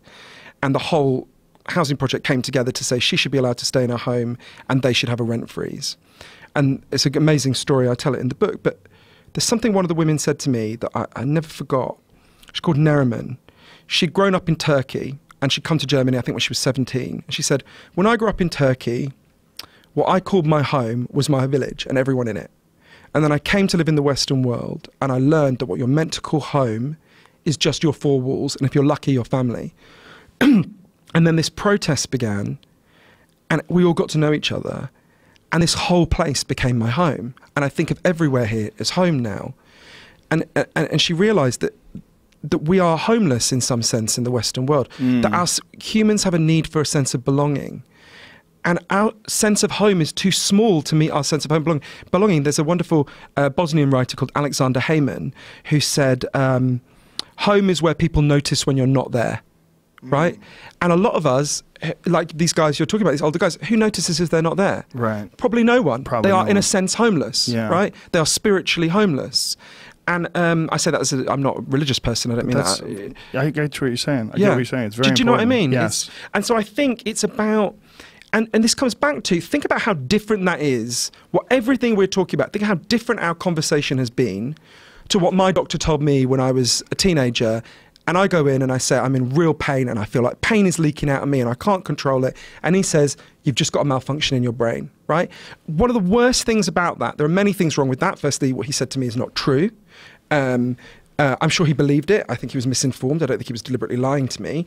But what he said was not true. But also, to me, the biggest problem with just telling this exclusively biological story about depression and anxiety, there's some real biological factors, of course, is it cuts us off from having this conversation, right? All those people you were talking about who are so insistent, as I was, that their depression is just the result of a chemical imbalance. If you think that, it disconnects you from the source of your pain. It tells you you're just biologically broken and presumably always going to be biologically broken. When the conversation we're having, which is a different conversation, it's a difficult conversation, it's a nuanced conversation, it's not simplistic, it's not one problem, one lever to solve it, it's a much deeper and more textured way of thinking. That is the conversation we have to have. That's what the best scientists in the world are telling us. The World Health Organization. And my worry is we're just being pushed in, like you said, that very good metaphor about driving 37 miles in the wrong direction, right? We're just driving in the wrong direction. We're driving away from the source of our pain rather than towards it where it can be understood and solved. Of course, there's always going to be some pain in human life. But the fact that we have this 1 in 5 people taking a psychiatric drug, you know, I think the figure is 1 in 10 13-year-old boys is taking a stimulant drug to make them focus. I think the figure is 30% of old people in retirement homes are being given antipsychotic drugs to shut them the fuck up because they're rebelling against the way they're being treated. In between, 1 in 4 middle-aged women in the United States is taking a chemical antidepressant at any given time. Yeah, 1 in 4. 1 in 4. You're talking about a society that, I mean, the figures about how many children, it's much lower, but it's so much more extreme. The number of toddlers who've been given antipsychotics in the United States is just off the scale, right? I think Dr. Sami Tamimi has written about this. There's some extraordinary figure, I might be getting the figure slightly wrong, but it's something like a majority of children in foster care in the United States are being given stimulant drugs, basically to shut them up. Yeah, that's a disturbing one. The Ritalin and the various stimulants that they give to children. What's that about? What's the cause of that? Well, I think it's related. I've researched this much less than the other things we've talked about. Okay. But it came up a lot in the conversations that I had. There are many things going on here. One of them is not all of them, a lot of the causes of depression and anxiety that I wrote about, I couldn't help but notice reading all the research, interviewing the scientists, also can lead to decrease in focus and attention. So, for example, if you are deadened at work and you feel controlled all the time, you have to deaden yourself to get through it, it's harder. Attention's a muscle, right? It's harder to bring your brain back to focus. Like Joe wanted to just go and collapse and watch whatever shit was on The Bachelor or whatever. I don't think Joe would have watched The Bachelor, actually. Whatever shit would have been on the telly, on the TV.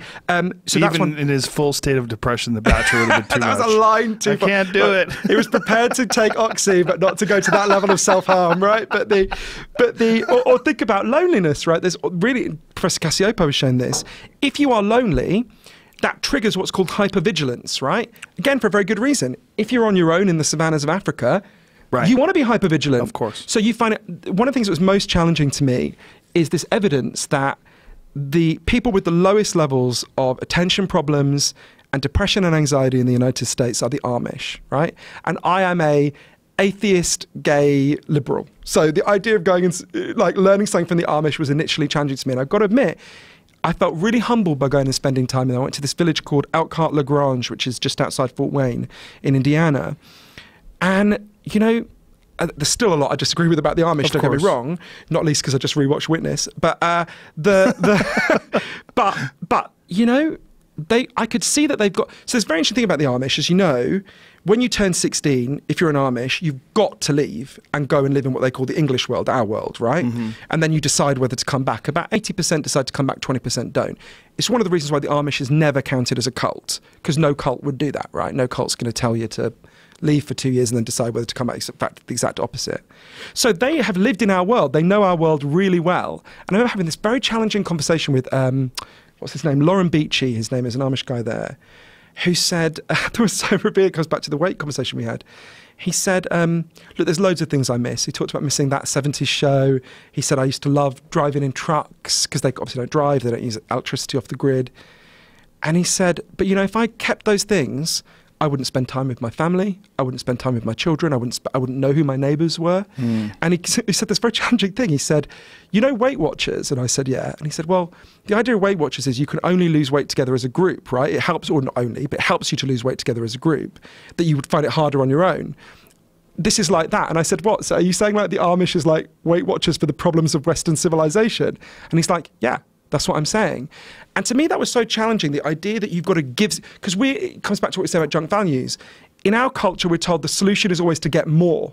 And the idea that the solution is to have less and be present more is really challenging, right? Well, I don't even think it's about having less. It's about what they're doing is, look, think about what the Amish are doing. First of all, massive sense of community, right? They're very connected. They're not using cell phones. They're not using email. So the community is also based on one-to-one interaction, real social cues, real social interaction, which is critical. It's a big part of being a human being, and it's one of the more absent things in modern society. 2, physical labor. They're involved in a lot of physical labor because they don't use electricity. They don't use power tools. There's so many things that they don't do.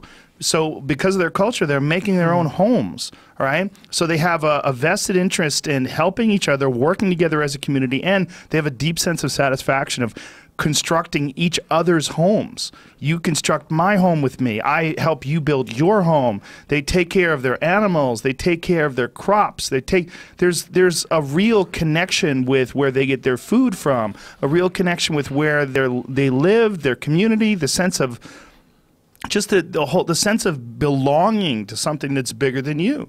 There's so many factors involved in their happiness that you can kind of see where, yeah, there's a lot of wacky shit with the cult aspects of being an Amish person, but what you get out of it, it's almost like if you had a self-help group that subscribed to all the positive benefits of being Amish, and they just called it like regrounding or something like that. You just go out there and you become a part of nature, and I mean that seems like a co-op.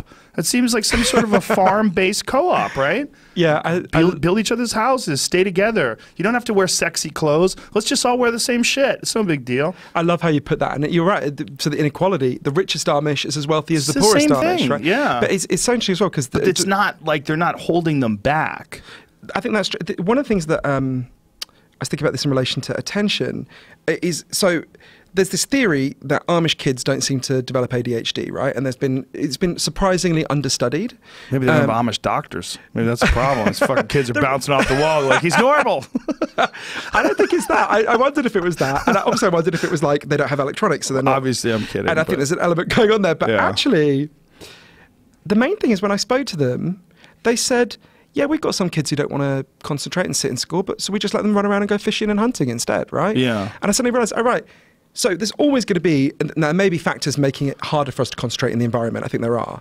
But there's always going to be a natural variation in people who want to sit and focus on one thing compared to people who want to, run around manically. And that's actually, you can see how as a species it benefits us to have both, right? Right. But what we do is we try to bash every child into one particular mode of being, which actually is designed to prepare them for shitty, deadening work. The reason our schools are shitty and deadening, there's a guy called Alfie Cohn who says every school has an official curriculum and a hidden curriculum. The official curriculum is like history, geography, whatever. And the hidden curriculum is, this is what we're training you to put up with in your life, right? Right. And if you've got a society where 87% of people don't like their work, and you're almost twice as likely to hate your job as love your job, part of the job of the school system will be to deaden children so they learn you've got to fucking sit there and shut up and do what you're told, right? So that's not a malfunction of the system, that's an unconscious function of the system, right? So we've got this system where we're bashing these kids to prepare them for this economic system that's making us feel miserable.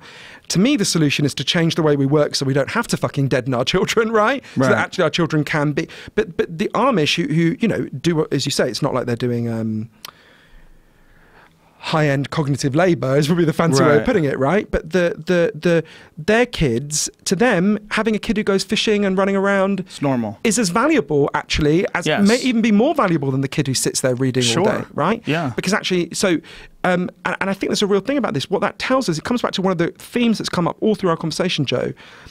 These things that we're told are pathologies make sense in their contexts, right? Depression, we're told it's a pathology. Actually, anxiety, we're told, is pathology. Actually, it's largely, not entirely, but largely a response to things going wrong.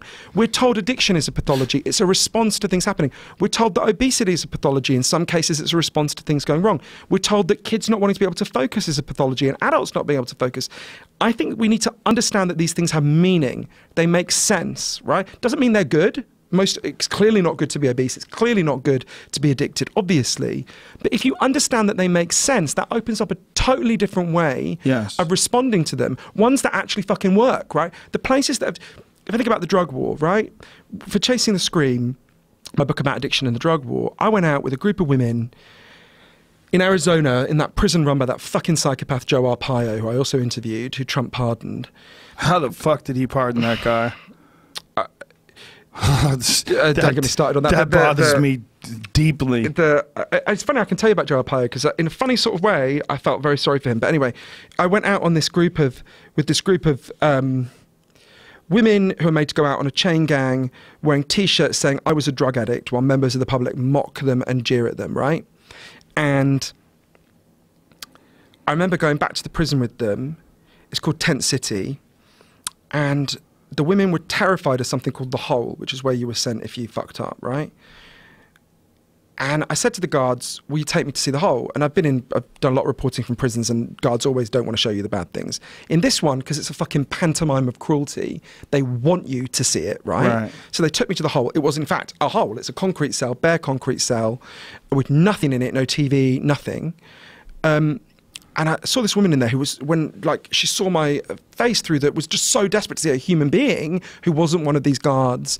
She'd been there for a month. And I remember, the audio is actually on the Chasing the Scream website, chasingthescream.com. And I remember looking in this cell and thinking, this is the closest you could get to a literal human reenactment of the cages that guaranteed addiction in rats. And this is what we're doing, thinking it'll stop this woman from being addicted. All the places which had approaches based on punishment and shame towards these things, sometimes people say, oh, punishing people with addiction problems doesn't work. That's way too soft on it. It makes the problem worse, right? Those women go in fucking broken, devastated. Then they're even more broken and devastated. They go out even more fucking addicted, right? So the reason why Portugal and Switzerland have massively falling addiction problems, and the United States have massively increasing ones, right? Right. So to me, again, the evidence is approaches towards these problems that are based on compassion, connection, love, understanding, seeing that it makes sense, work. They're not magic bullets. There's still going to be problems in anything we do. And approaches based on shame and stigma and rage and just condemning people, they just make the problem worse. Yeah, there's no doubt about that. And there's also no doubt about what you were speaking about when you started that rant about schools.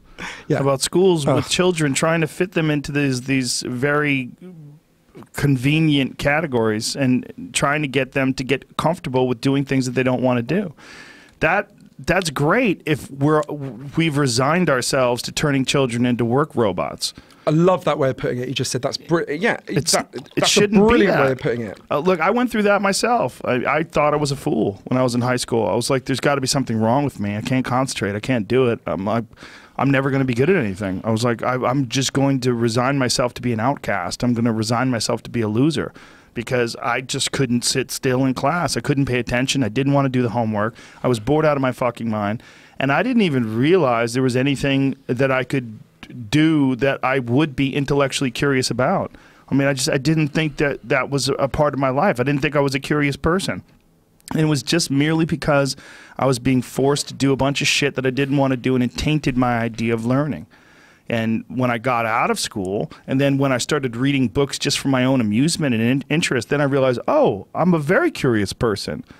I just didn't want to do what they wanted me to do. I didn't want to study what they wanted me to study, and I didn't want to be stuck in some room with some person who was undermotivated and really didn't have any understanding of how to deal with children. It was the rare person, 1 out of 5, 1 out of 6 teachers that would come along that would give you like some spark of happiness and love, and you would go like, oh, this class is pretty cool. That's a good teacher. Like, oh, she's nice. You know, oh, he's fun.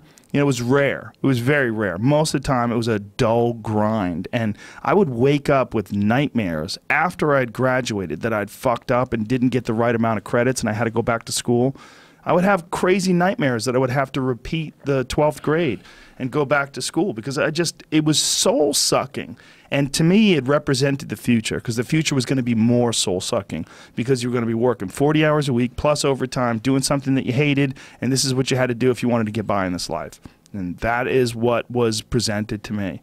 And that's what's presented to a lot of people. And if you take that and keep going with it, you eventually become that guy who's in that job. And then you say, well, maybe I'll get some happiness if I get a nice car.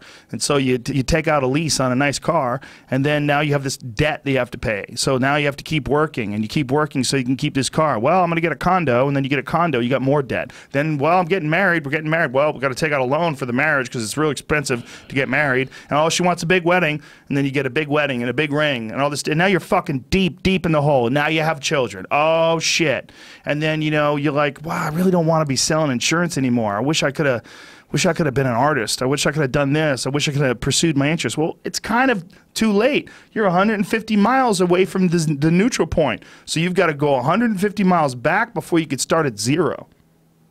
I think you put that so well. And I'm just thinking about that. This is the heart of my book, Lost Connections, is saying we don't have to have a human culture that deadens people, right? No. We don't have to have a culture where people are controlled, deadened and isolated. That's not how most humans have ever lived. The Amish live far more human beings have lived in the way the Amish lived than have ever lived in the way we lived. Now, I don't want to go fully back to the Amish, obviously, right. but there are lessons we can learn from all these things that we're talking about reconnection to meaning and purpose. And part of what you're saying is we live in a landscape that has been constructed not to serve people, but to serve corporations, right? This very unusual recent human innovation. Yeah. Actually, as I said, imagine if every corporation was converted into a democratic cooperative. So imagine everyone listening to this tomorrow knew they were going into work in a place where if there is a boss, he's elected by them, he's accountable to them, where you decide the priorities for your workplace with your colleagues by voting, maybe once every 3 months, once a year, whatever. The boss is accountable to you. That's a very different way of living and thinking about the things we do most of the time. And that would, again, require a school system that prepared people to be citizens, taking part in a workplace, not, as you put it brilliantly, like robot workers, just passively receiving orders. That requires a big systemic change. Now, lots of people are making that transition, like the people I talked about in Baltimore Bicycle Works who've made that transition on their own. But these are big social changes we can make and again, one of the things that's so important is about saying to people, like, it sounds to me like no one said to you, Joe, the fact that you fucking hate this school is a sign that you are more likely to be successful, not less, right? The things that will make you a success in your life are the things that this school is trying to beat out of you, right? I presume not literally beat out of you, but mentally beat out of you, right? And in a sense, that's what we need to say to a lot of people about a lot of these forms of discomfort. It's not a sign of craziness. It makes perfect sense you feel this way, and you're right to feel this way. Well, I wonder if that's what's causing all these children to be on Adderall and on, all the various stimulants they put kids on, Prozac and all the different things that they do. It's literally because they're trapped in this thing and they can't do it, and they can't do it, and they can't do it, and they can't concentrate, and so they give them something. Yeah. And they give them this pill, and that pill turns them into a worker robot. And it's related to a lot of the things we talked about as well, the increasing competition, for example. So parents are in such an unequal society. If you have a society like Norway, where if your kid doesn't do well, they're going to have a good life, and if your kid does really well, they're going to have a good life. Right. There's less anxiety about, oh, my kid's fallen behind. Right. Here, if your kid falls behind, they could have a really fucking terrible life. Yeah, right? but the counter to that is rich kids don't do well at all. Oh yeah, they're miserable as hell. Yeah. Yeah, I mean that's a real problem. Yeah, it's a real problem with kids that don't have to do well. But I think this you've got a society that drugs kids at the bottom to shut up. These kids in foster care who are traumatized, not being looked after. They're being drugged to just basically make them docile. You've got kids at the top who are drugged to make them compete. I've got a friend who's a Wall Street banker who put his kid on I can't remember if it's Adderall or Ritalin, one of the stimulant drugs, when he was a young teenager, because he said, but every other fucking kid in the class is on it. So if he doesn't go on it, he's falling behind, right? Right. So you have, what a sick culture. It's giving their children a cocaine-like drug to make them compete in an unnatural way. And the fucked up part is it works. Yeah. Well, it's interesting. So the research on this is interesting. I think this is a thing that's worth pointing out. I haven't written about this in my book, but there's evidence that kids develop tolerance to it over time, right? So actually, initially it works really, really well. And then gradually you have to give higher and higher doses until eventually there's a maximum limit. You're just cranked out all day. But then you have this real problem where actually if you then take the kid off it, they will experience really severe withdrawal, right? And often what that's misinterpreted is, oh my God, look at what happens to my kid when I take him off it. He goes, it's like, no, that's not the baseline of your kid. That's your kid in withdrawal from a cocaine-like, remarkable, I've spoken about this before, so I think I can say I had a very close relative who had a cocaine addiction. And I remember at the height of her cocaine addiction, she had a young relative of mine, I'm trying to phrase this ambiguously, who she was drugging with Ritalin. The doctor had given it because he didn't want to focus because he was traumatized because his mother was a cocaine addict, right? And I remember she used to drive into school in the morning, she would snort a line of coke before she went, and then in the car he'd have to swallow his cocaine-like pill. And I thought, what a crazy culture that her cocaine use is illegal and would end up with her being criminally punished, and his cocaine-like substance is required by the police.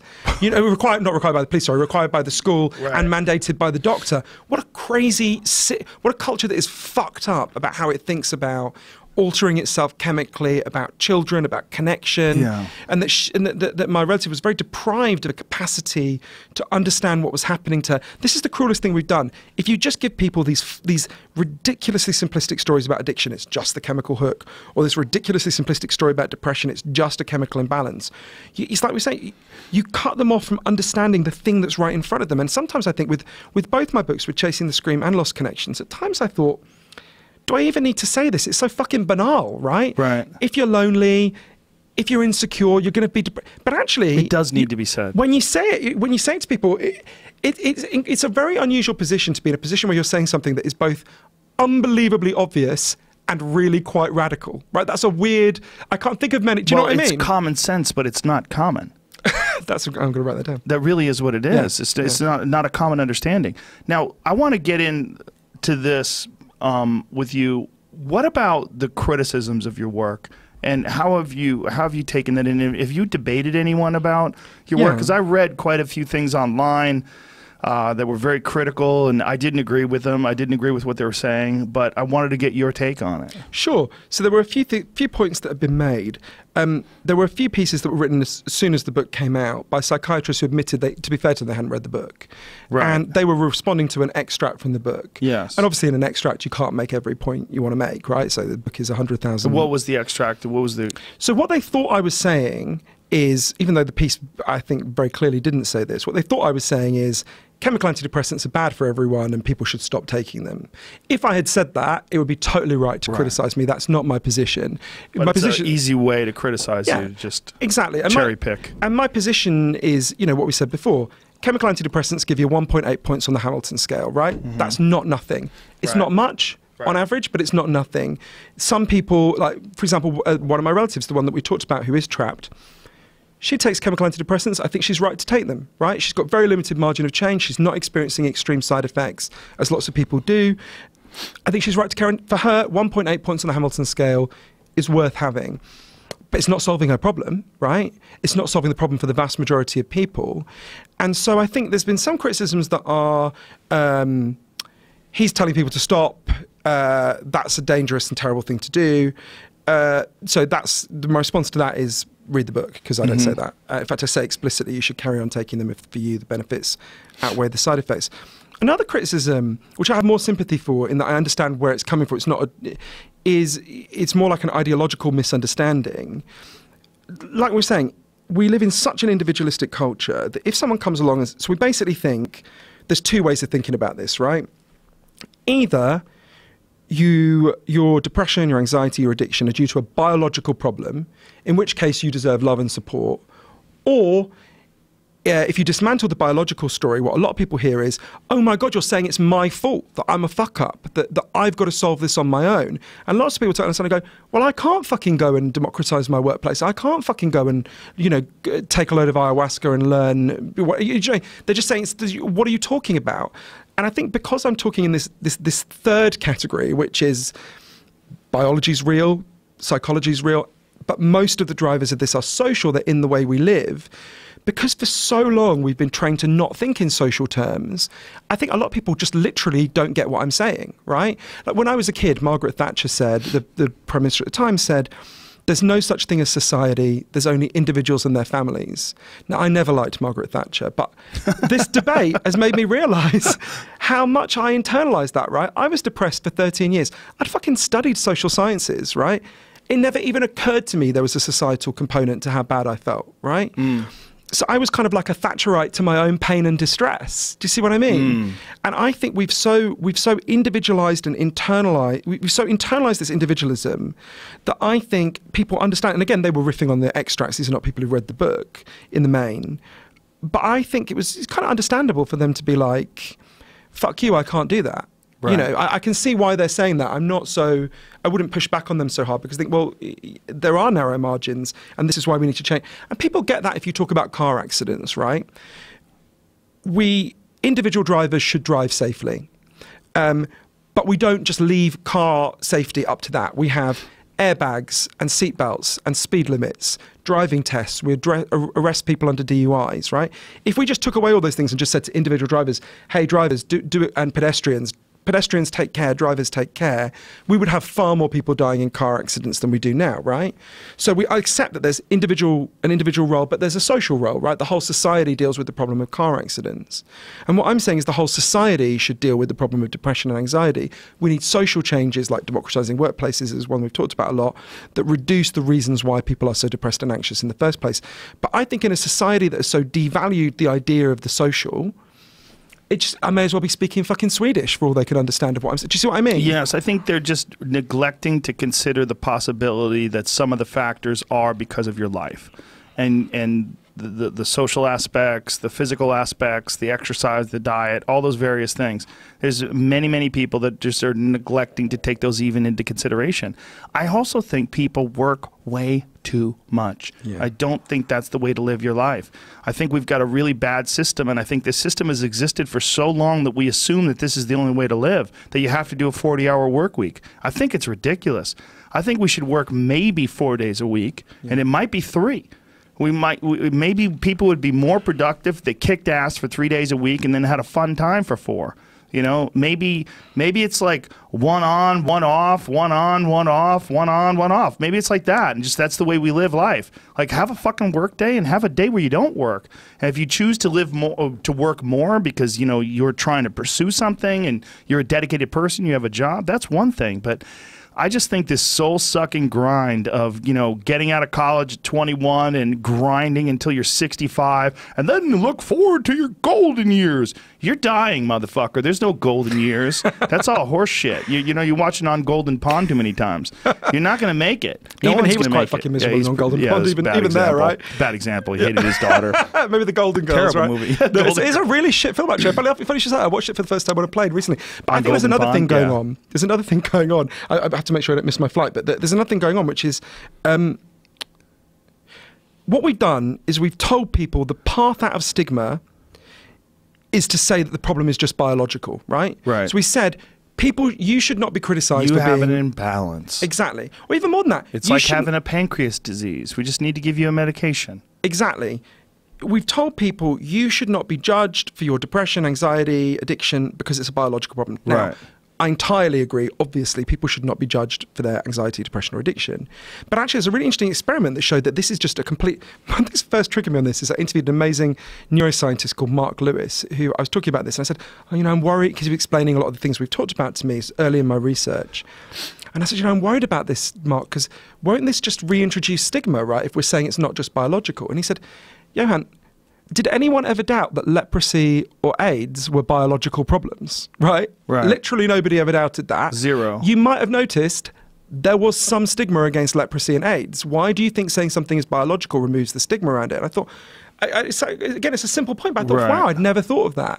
But there was actually this experiment by a woman I interviewed called Professor Sheila Mehta, which looked at this question of stigma. So she wanted to figure out which is more destigmatizing, telling people that think mental health problems are caused by your biology or saying they're caused by your life.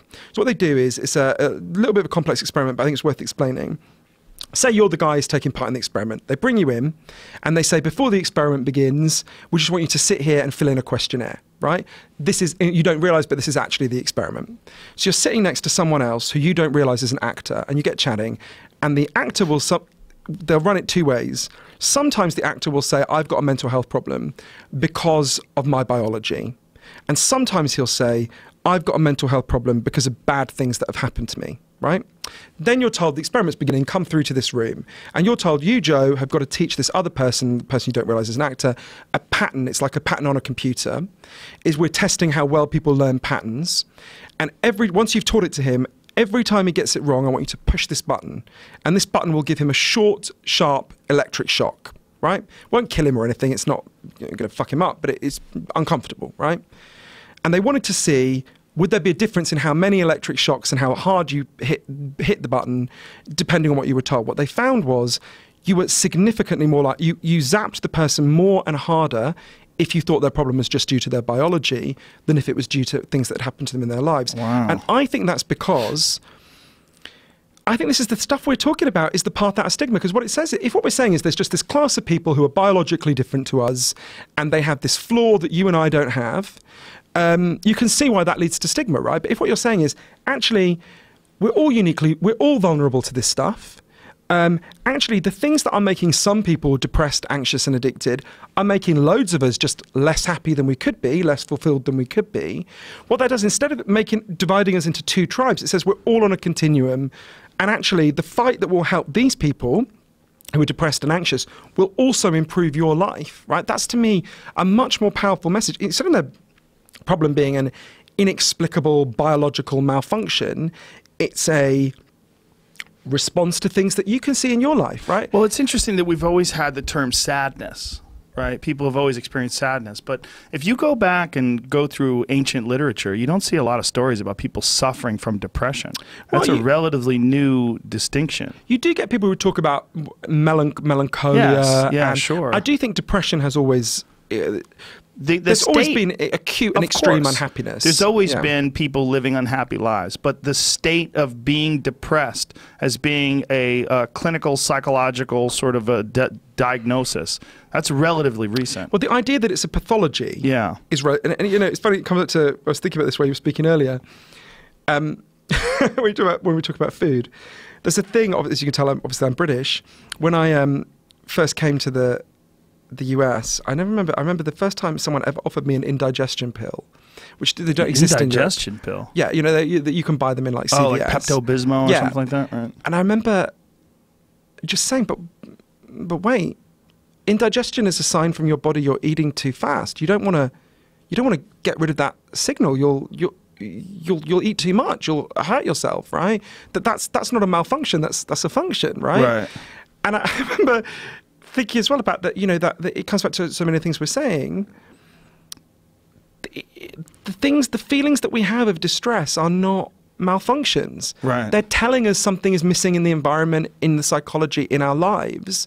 They're not fuck ups. Well, there's a problem signals we have that we should in listen industry that's they benefit from filling that void. Like if you've got an issue, they got a pill for it. And as soon as you create that sort of an environment, they're going to constantly be innovating and trying to come up with new pills for new issues and even create ailments, make up ailments and come up with solutions for those ailments. And a lot of those are actually, we've shown this on the podcast many times, those were done by advertising agencies. They've actually created names of diseases and issues just so they can come up with solutions. One of the things that was most shocking in the research for Lost Connections was realizing how much of what I had been told was invented not by scientists but by drug company PRs.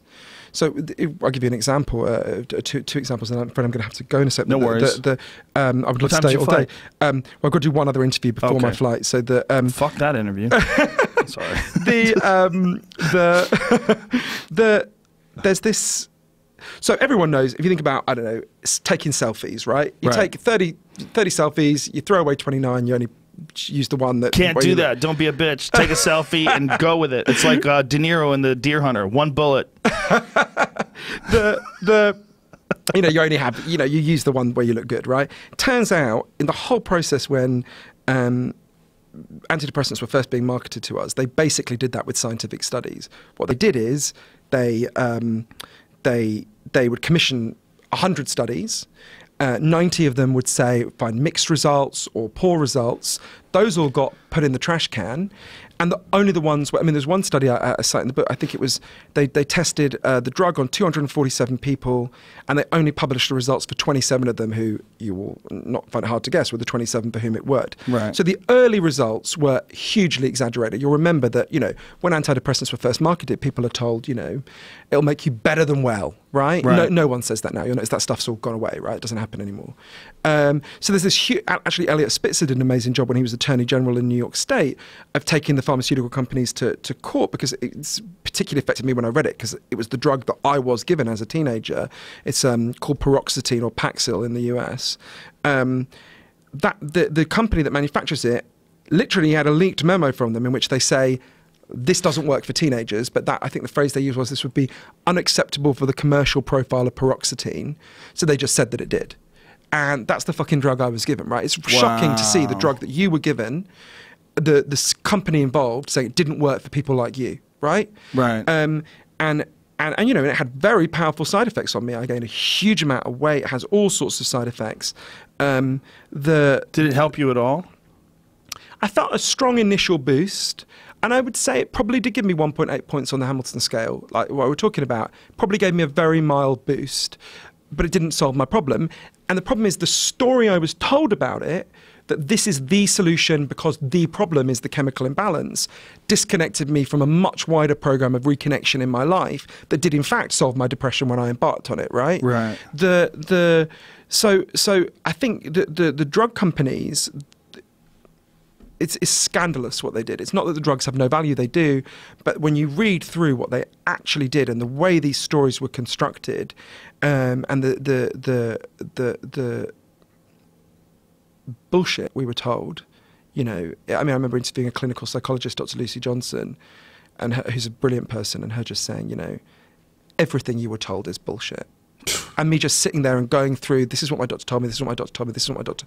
The fact that there's no repercussions, no legal repercussions against those people for doing that is just stunning. I mean, there were some... You think about, but you think about like insider trading, how devastating the penalties are for that. This is far worse. One of the scandals is the FDA, how much of it is funded by the drug companies itself, right? Yeah, 40% of the budget. I mean, imagine if you had a ball game where one side was where one of the teams paid the referee's wages, right? I think you'd find that game that team would win a lot more often, right? Of course. So what we think is, oh, there's this dispassionate judge. I mean, one of the other scandals, even the way the rules are constructed. So to get a drug, I think the rules have been slightly tightened recently, but when antidepressants were first introduced, to get a drug to market, you only had to demonstrate 2 studies anywhere that showed any efficacy, right? So that means you could commission 3,000 studies, and if 2 of them, it's not that the FDA would take the balance of the research. Right. If you could show 2 that it worked, that would be enough. So they would present those studies to the FDA. They didn't have to show them everything they've done. Exactly. It's gotten a bit better now. There's now more publication required, which is one of the reasons why so few new chemical antidepressants are coming onto the market, because the rules have been slightly tightened. And as a result, where are all the new ones? They're not coming on, you know, I mean, there are some, but they're far more limited. Haven't they shown also that rigorous exercise is actually more effective in treating depression than antidepressants? I think that's going a bit too far, but there's evidence that, well, there's very strong evidence. Dr. Isabel Benkei, who you would love, I should introduce you to her. Okay. She's a primatologist, Chilean primatologist, basically the best person in the world as far as I'm concerned. She's a hardcore Chilean. She's currently in some jungle somewhere. Better than Mick Jagger's ex-wife? Yeah. Really? I mean, I like Marianne Faithfull, but Isabel is something else, right? So Isabel, I have to make this my last point, but Isabel, so she's demonstrated, she's shown loads of things. One of the really interesting things is nature. So she's shown that exercise is a massive, really powerful antidepressant, but interestingly, exercise in nature is even more effective. And she's shown, her theory is, and I really like this, she did a lot of work with bonobos, both in zoos and in the wild, and she's got really good stories about how bonobos basically bond by lesbian group sex, and she shows how they pioneered, how they managed to create vibrators when they were in the zoo. It's an amazing story, but the like literally she would like give them buckets and they would find a way to turn it into a vibrator. She was in awe of them, right? And then have massive lesbian orgies with their vibrators. That's and hilarious. It was in a British zoo, so these like polite British parents would be like, "Mummy, what's happening?" And they'd be like, "Nothing, darling, come over here." But the Isabel's theory is, so animals go crazy in zoos a lot of the time, right? Parrots rip out their feathers, horses start obsessively swaying, elephants will grind their tusks down to nothing, and she basically argues, well, this is simplifying her argument, she says there's many things going on here, but the humans are being, animals deprived of their habitat feel like shit, and we are increasingly deprived of our habitat, the habitat we evolved in, right? There's lots of evidence that people who live in areas with no green space are much more likely to become depressed than people who don't. And people who move from one area without green space to an area with green space become much less depressed, right? There's loads of research on this. There was actually an amazing study. Michigan State Prison looks out, just by accident, no one designed it this way, one part of it looks out over just bare concrete, and one part of it looks out over like lovely green space. The people who, it was just random where you ended up, but the people who looked out over the concrete were 23% more likely to develop mental health problems, right? So this thing about, as Isabel says, we are animals that were designed to move through nature. If you are not an animal moving through nature, you are not a healthy human being. You are not in your habitat. You need to be in that habitat at least some of the time, right? And yeah, I mean, Isabel has the best stories ever, so you would love her anyway. I'm sure I would. She has both lesbian group sex stories and stories about how you can cure your depression with nature exposure. So, Johann, thank you very much. And one more time, thanks. the name of your book? So the book is called Lost Connections, Uncovering the Real Causes of Depression and the Unexpected Solutions. If you go to the book's website, www.thelostconnections.com, you can find out what loads of people from Hillary Clinton to Tucker Carlson to Elton John have said about the book. You can take a quiz to see how much you know about depression and anxiety. And the book has a Facebook page. It's facebook.com/thelostconnections. And the other book we talked about is Chasing the Scream, which is about addiction. You can find out more about that at www.chasingthescream, scream as in like Jamie Lee Curtis and Halloween.com. Right. Okay. Thank you very much. I really enjoyed that, Joe. Thank you so much. That was fantastic. Cheers. Really fun. Hooray! I really enjoyed that, Joe. We got into the proper meat of it, didn't we?